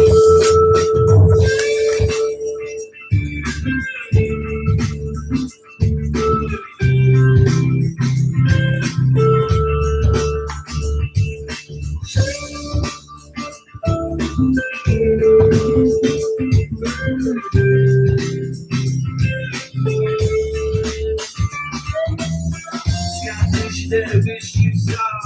Side captain at the know it all. But close your eyes and I'll kiss you, cause with the scared. With the just lonely view. With the just lonely view. With the just lonely view.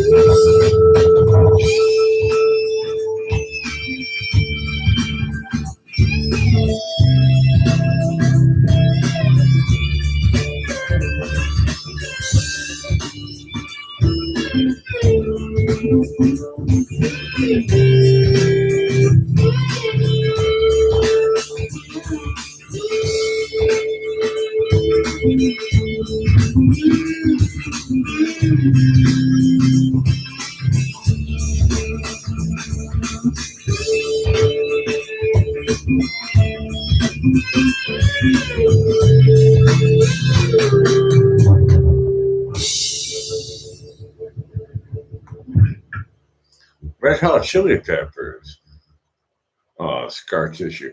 One of their actually, look. I like a lot of their music, but that song is definitely one of their greatest hits, in my mind at least. Not just because I'm wearing pink sunglasses. Okay, look. Here's the deal. My computer is telling me that I have 9 thumbs up. Please, somebody, turn it into 10 thumbs up. Who has not pressed thumbs up yet? And then I can kill the show. Otherwise, I literally will go on forever. Who wants me to kill my show? Give me a thumbs up if you haven't done it yet. Or come up with a second account or something. Look, I know the hustle. When I see 10 thumbs up, boom, I'm playing Doobie Brothers. Otherwise, I'm just going to play music. I don't know. I'm gonna have to open up another bottle of wine. Well, I want to kill this show. Please do it for the Blackie. Give me a thumbs up if you didn't do it yet, or pull up your second account. I know I'm grasping for. I know I have a small intimate crowd here, and some people show up. They're like, hey, I want to check out the Blackie. They forget to press the thumbs up. It doesn't really matter anyway. And Joan, if you're still watching, how many thumbs down do I have? Or Phil, any of my mods, how many thumbs down do I have? Because I did say yes to somebody earlier who I never saw before. How many thumbs down do I have? How many thumbs up do I have? Okay, Joan, you guys talking about the weather? Yeah, it's cold everywhere, girlfriend. It's called the Earth rotating on its axis, and that's just the way the things happen. Okay, it looks like I have to play a song. Nobody's gonna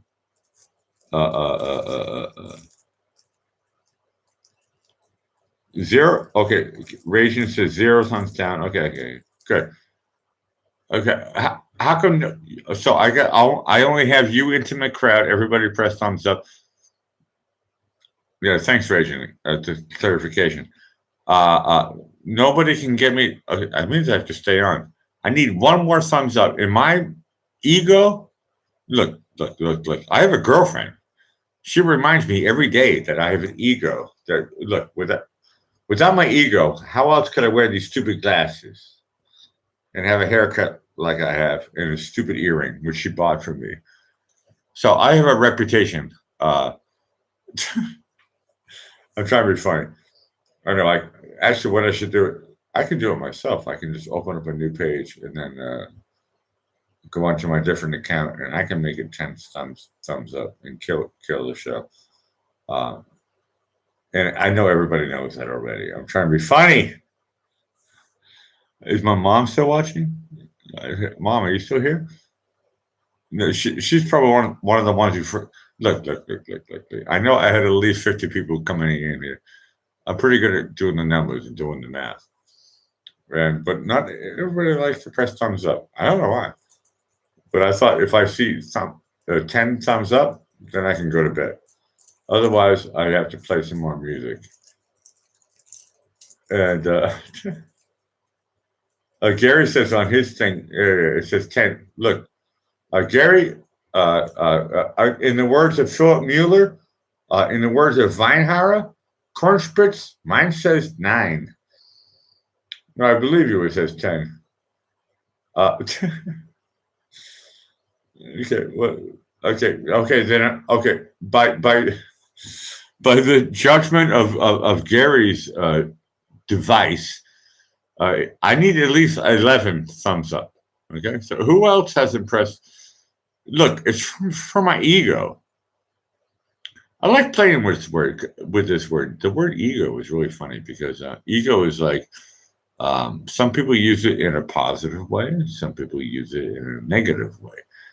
And I'll be honest with you, when I hear the word ego, I think I don't think of myself as like Casanova. I don't think of myself as, you know what Hugh Hefner, God rest his soul. I think he's dead. Look. When I use the word ego, I try to always use it. I'll be honest. I try to use it in jest.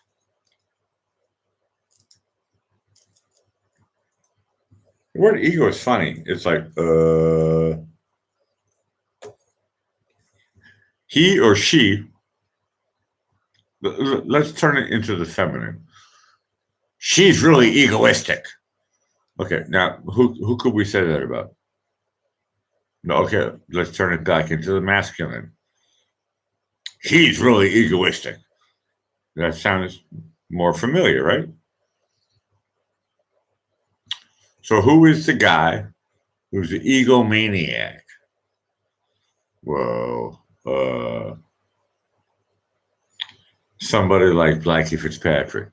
He wears pink sunglasses, he has stupid hair, right? Wears a shark t-shirt, right? Just for anybody who's watching. Has hair longer than what men should have, or the Beatles for that matter. Look.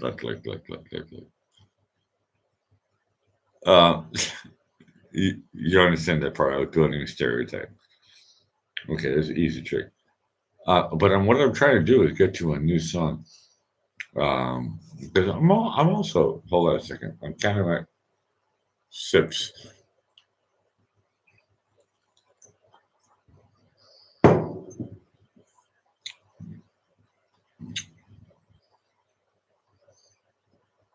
Raging comes in. He says, bring it on. I love this stuff.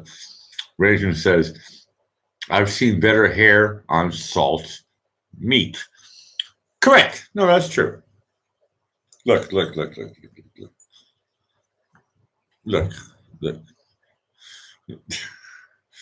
I'm not an advertisement for what do they call it?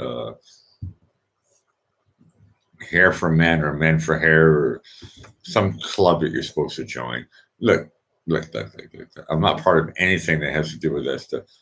The glasses, I'm trying to get used to them. Isabella gave them to me. And I thought to myself, it's pretty Elton John. That's okay. How come my numbers can't get up to 10? If anybody has just joined me, please press like. I want to go to 10 so I can kill my show. I know you guys are toying with me, so I'm gonna toy with you, and I'm gonna play. Ooh, this is the one I wanted to play anyway. So until it goes to number 10, I will play music. If anybody likes the Blackie Fitzpatrick Show, I will torture you with music that I love that probably will be criticized. I'm not going to tell you what it is, but this is a song that I love. After the commercial. Here we go.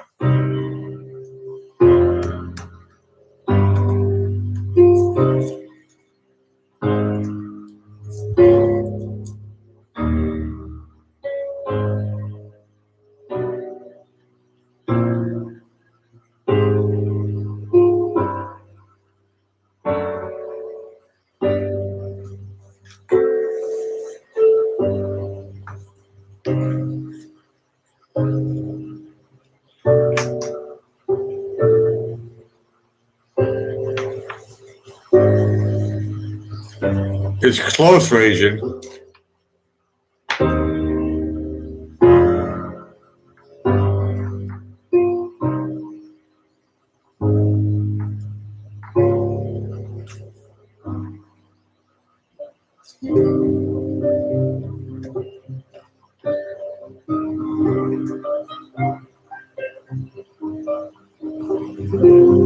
Spirit move me every time I'm with you, whirling like a cyclone in my mind.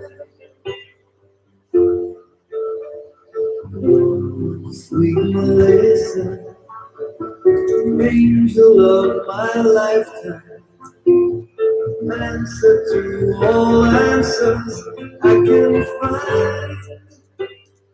Baby, I love you. Come into my arms. Let me know the wonder of you. Baby, I want you now,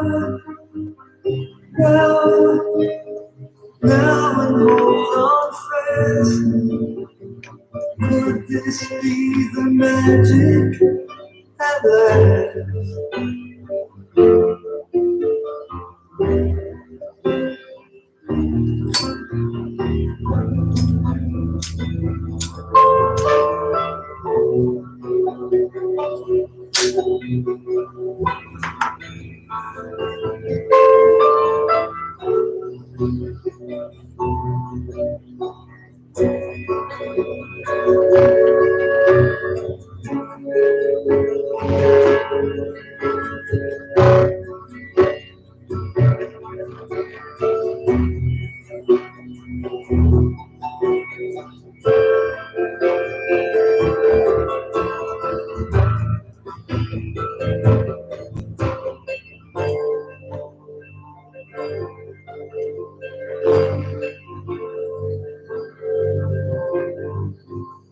Baby, take me high up on the hillside, high up where the sky meets the sun. I could love you, build my world around you, never leave you till my life is done. Baby, I love you. Come into my arms. Let me know the one of all you. Baby, I want you now, and hold on fast. Could this be the magic at last? Could it be magic? Come into my arms. Oh, let me know what's good. Oh, Could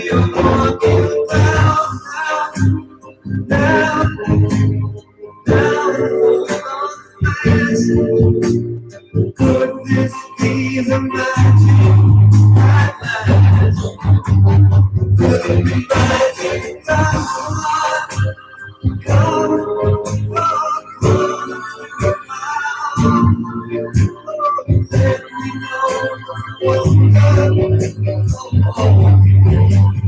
Baby, I want you now, oh, down. Could this be the magic that lasts? Could it be magic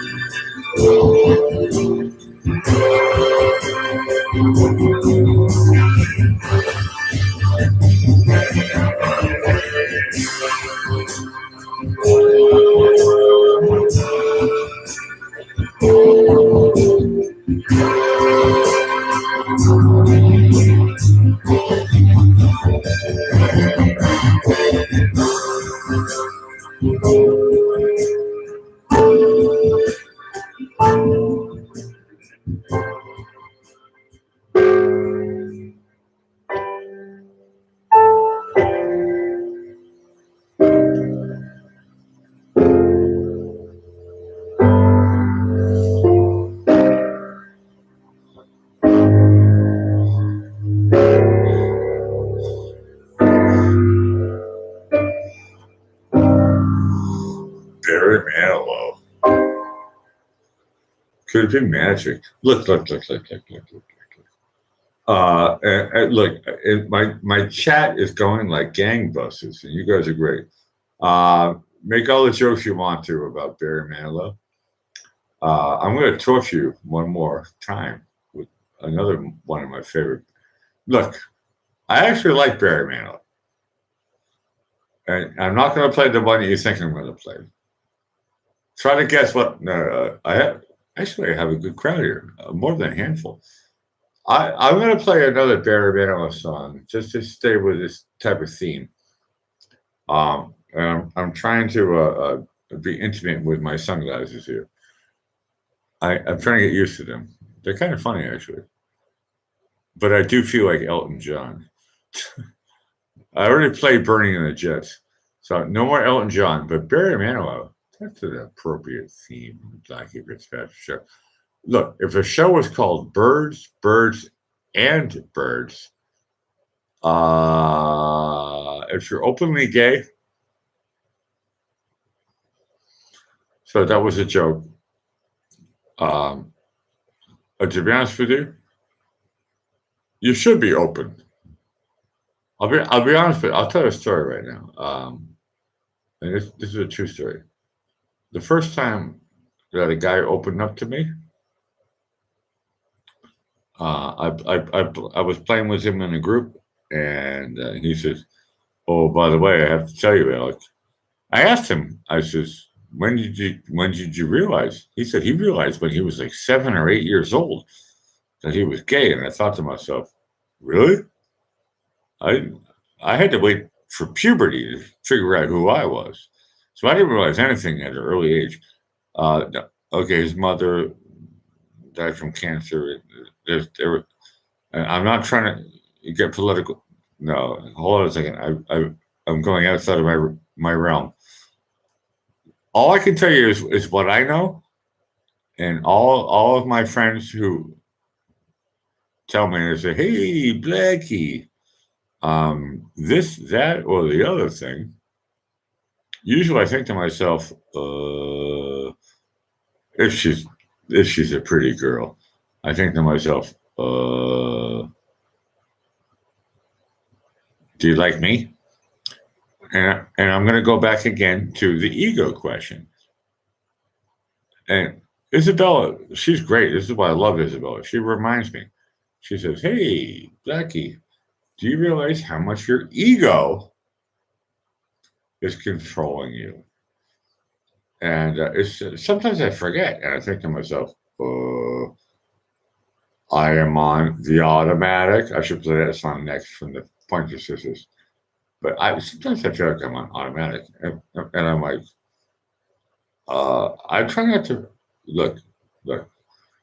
If the rip current is pulling me out to sea, I just go with it. I go with the flow, and then the rip current stops, and then I go the opposite direction. And my whole life has been kind of like survival mode. And I think a lot of people watching my show right now live, and maybe tomorrow, hi guys who are watching tomorrow, or maybe in 1,000 years, if your life feels like it's like, oh, it's going into a different direction, you got two choices. One is to fight the flow, which might be a right decision. But there are certain circumstances. I lived in Florida for 8 years. And if the rip current pulls you out, and you may think that, well, one may think, that, oh, wow, I'm strong, I'm healthy, I can fight the system by myself.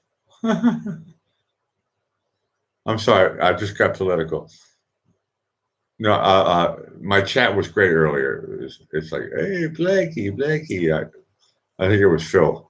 Yeah, is this a political show? No. Do sometimes I have elements of politics? None of your business. There's a joke that I said to Isabella the other day. It's an old American joke. And she was like, she never heard it. She was like, that's funny. None of your business. I'm going to play a song.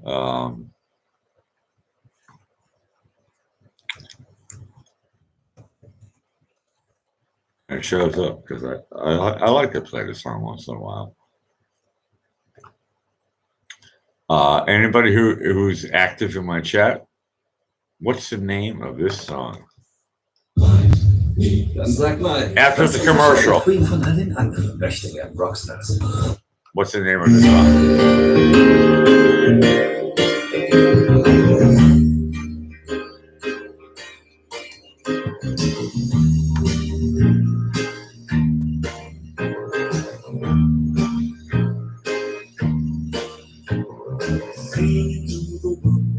It's time we let the spirit come in. Let it come on and I'm singing to the world. Everybody's caught in despair. Look at where we've been running around year after year, blinded with pride, blinded with fear. But it's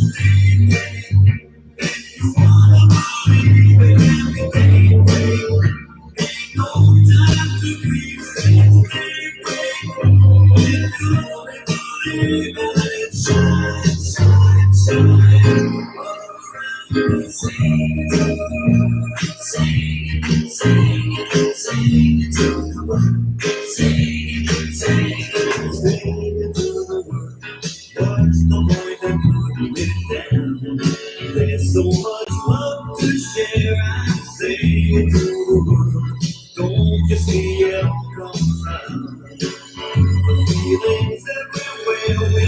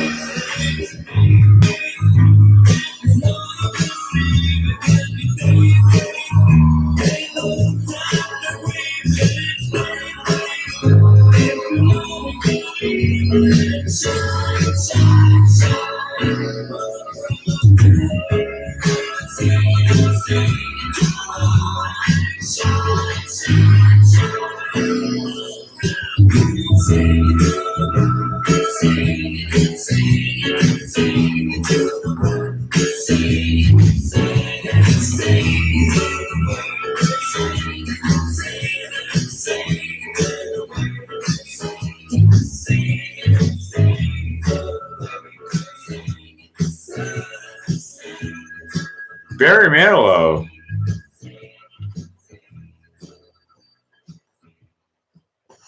Oh, you guys are watching Blackie Fitzpatrick, the king of lo-fi. Yeah, I know I'm wearing Elton John sunglasses that Isabella gave me. I'm gonna look. I'm trying to say bye-bye to you guys, but today I had a good show. A lot of different people showed up. And thank you, Gary. Thank you, Rajan. Thank you, Indiana. Thank you, Vinehara. Oh no! Look! Blackie has gone into rare form. Okay, and if I go into rare form, okay. Joan, stay with me. I might need your assistance. That was a half joke.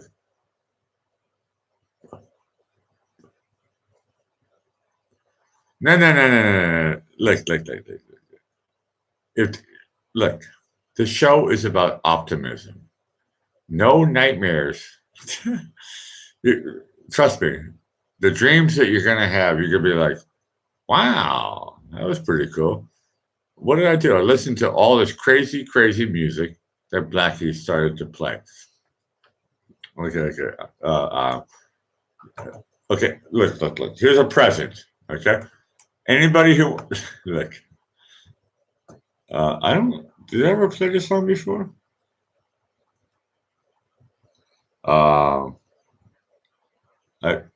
Blackie, turn brain on.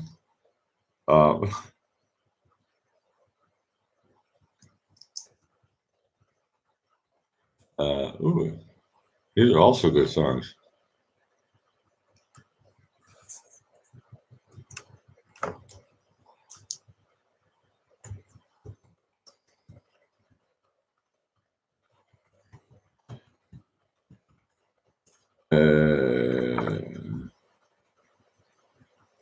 I think I found it. I could be wrong.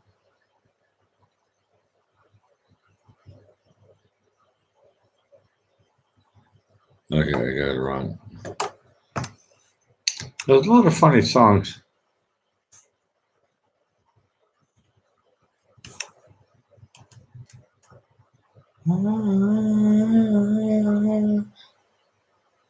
And call. Okay.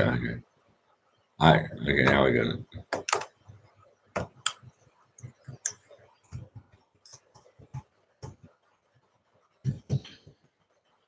And look. Yeah, I found it.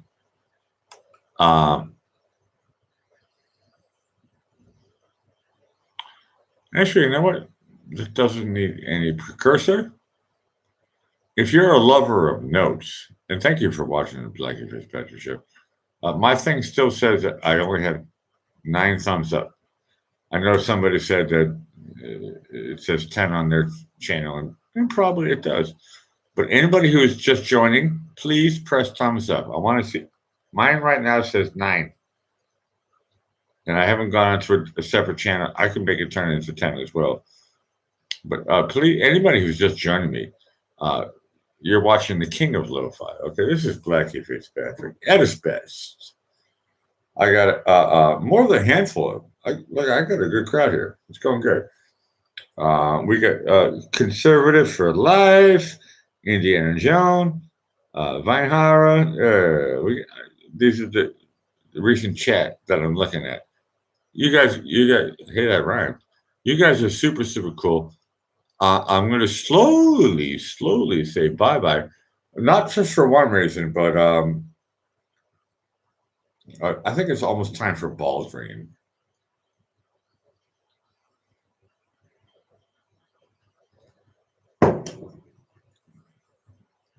But my last request for you guys is a lovely, lovely song. And I love making the joke. Please, for my ego, will you please press thumbs up? It's a really joke, actually. Because to be honest with you, I'm from Boston. But at the same time, I am calling you the theme music from Baghdad Cafe. A desert road from Vegas to nowhere. Someplace better than where you've been. A coffee machine that needs some fixing. In a little cafe just around the bend.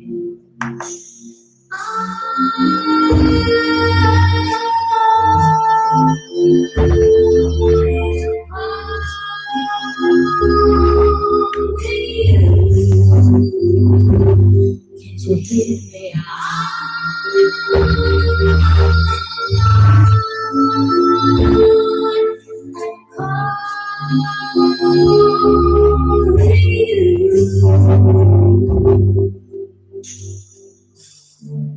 I'm driving the roads are right for me. Baby, it's cloudy and I can't sleep. But we don't know a change is coming. Coming closer, sweet release.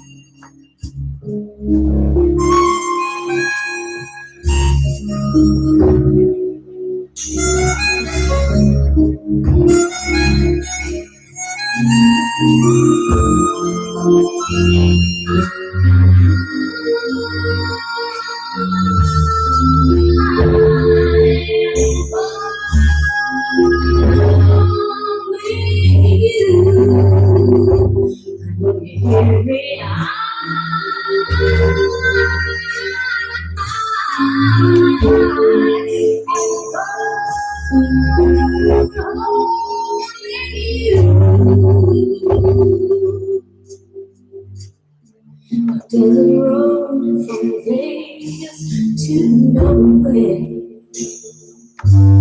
Someplace better than where you've been. A coffee machine that needs some fixing.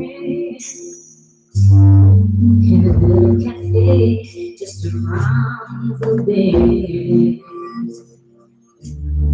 A hot dry wind blows around me. The face is crying and I can't sleep. And I can feel a change is coming.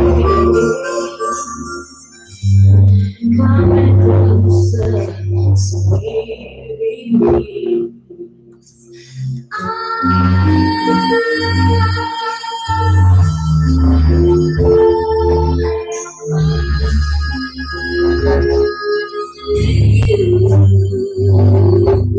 Can't you hear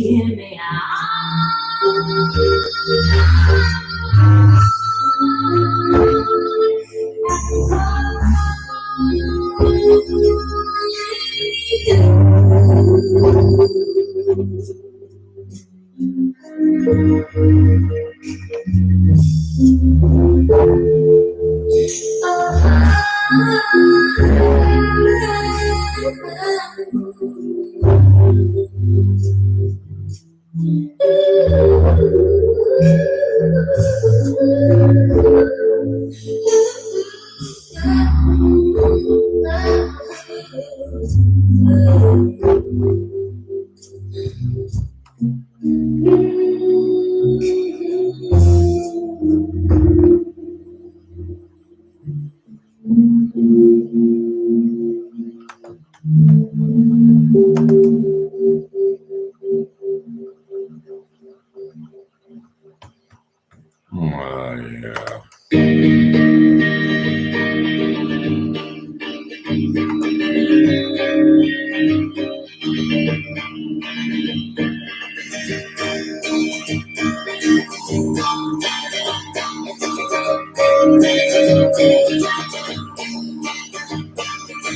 Kiss me, I'll be running,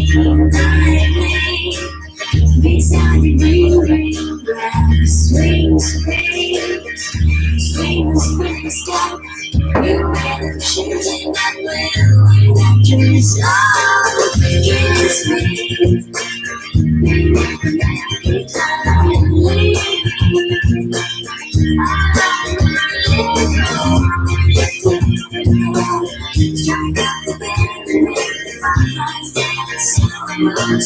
leave. So kiss me.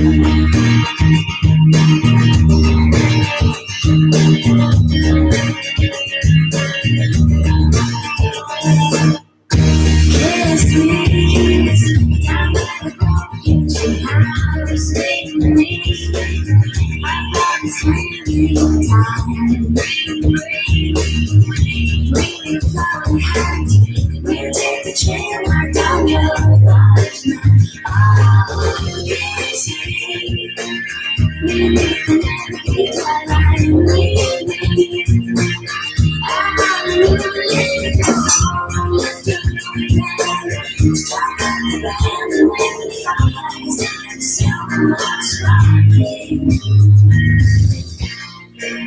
So kiss me. Kiss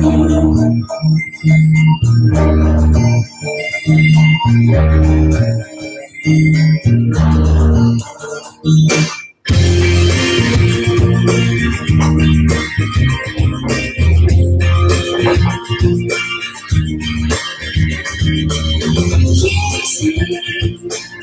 Baby, you know it's kiss me. So kiss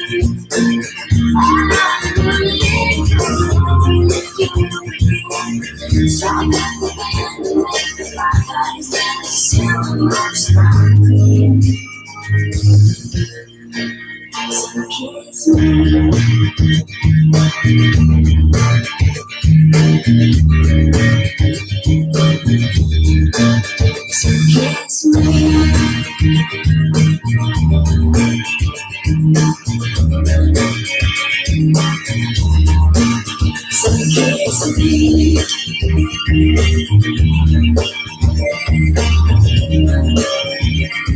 me.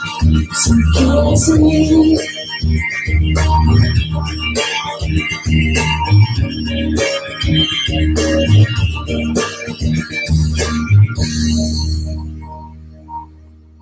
Okay, you guys are super great. And thanks for putting up with the Blackie Fitzpatrick show. Look. I had a good crowd here, and I saw the numbers go up, they go down. I could give a flying, what do they say in Star Trek? Frack? No. Fluke? No.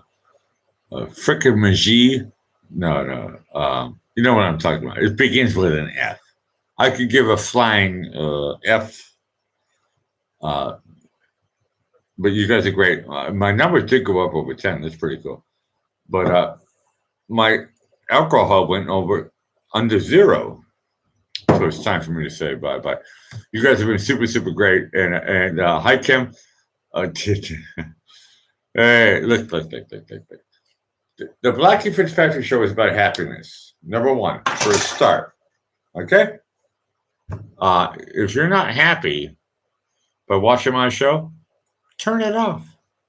There's plenty of other shows that are more depressing, or maybe more Positive. I don't know. I'm not a judge. What I'd like to do is play music in lo-fi, and I'm going to kill this show and say thank you so much. Bye-bye. This is my bumper music, What a Fool Believes. Think you're smart? I don't know. You think you're intelligent? I don't know. The question is, do you think you're a fool? I don't know. But this is where I fall into the quiz, because what a fool believes.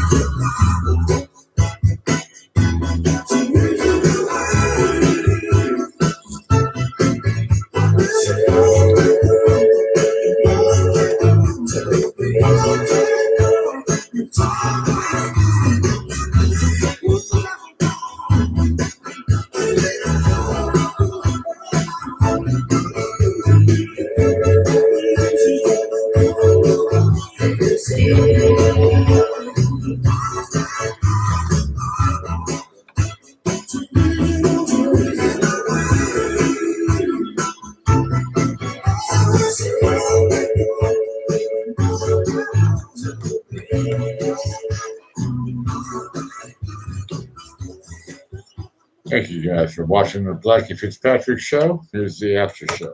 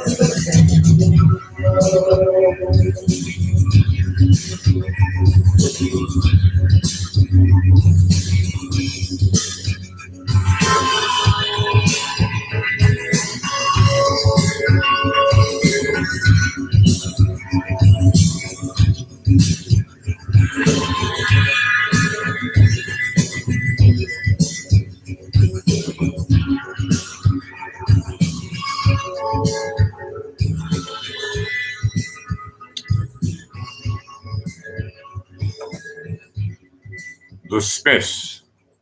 How soon is now? Look. Look. How soon is now from the Smiths? How soon is now? I did study philosophy. Probably, I think the recommended amount. How soon is now is a really good question. You know, we can talk about the past, we can talk about the present, we can talk about the future.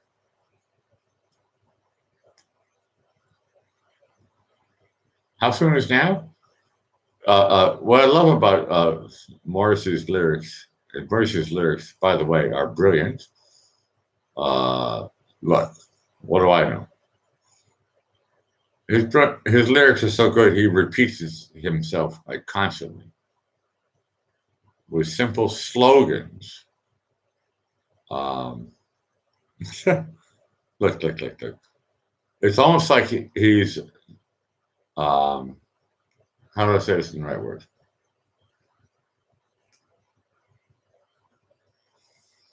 I know I'm back to my small, intimate crowd, and I'm fooling you guys. Come, this is the after party show. I'm going to play one more song, and then I'll sign out with the Doobie Brothers. You guys have been super, super awesome, great. But look. If somebody, look.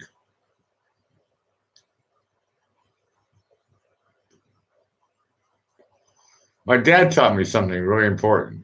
He told me, when he turned 50, when my dad turned 50, he said, Blackie, I don't know, how old was that? A lot younger, right?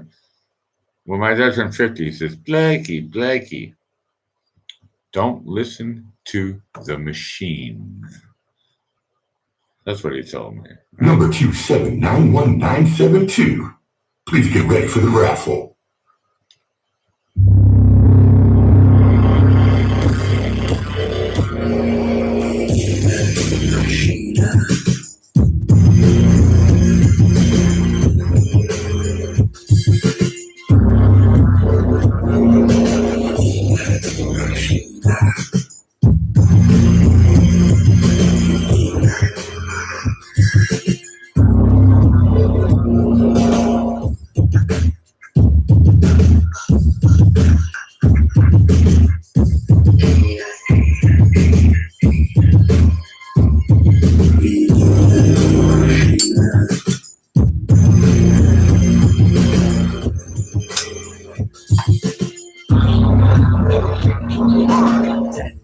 Sie sind bei uns hier nur auf Verdacht oder Vorbehalt. Ob Sie etwas bekommen, liegt nicht in unserer Gewalt.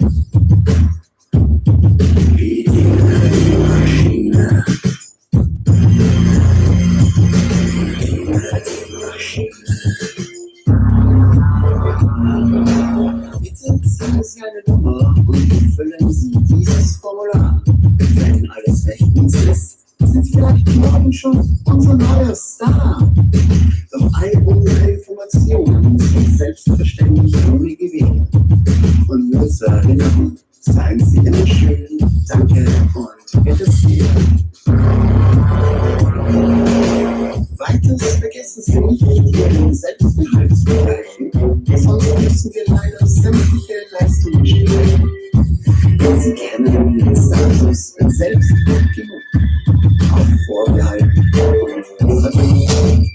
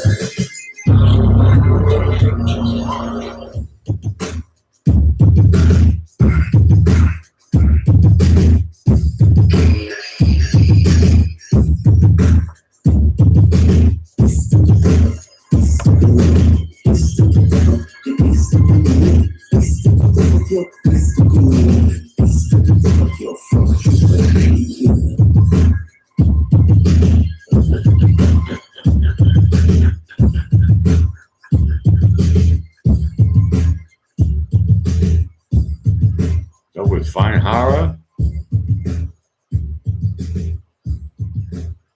Medina de Machina. This is Doobie Brothers. Ciao for now.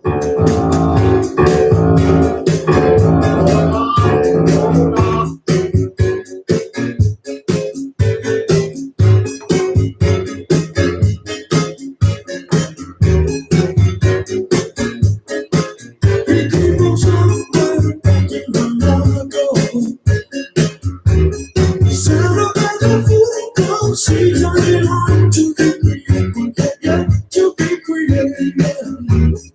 Mention her life, she must feel so smile for his nostalgic day. Never coming near what you wanted to say, only to realize never really was. She was like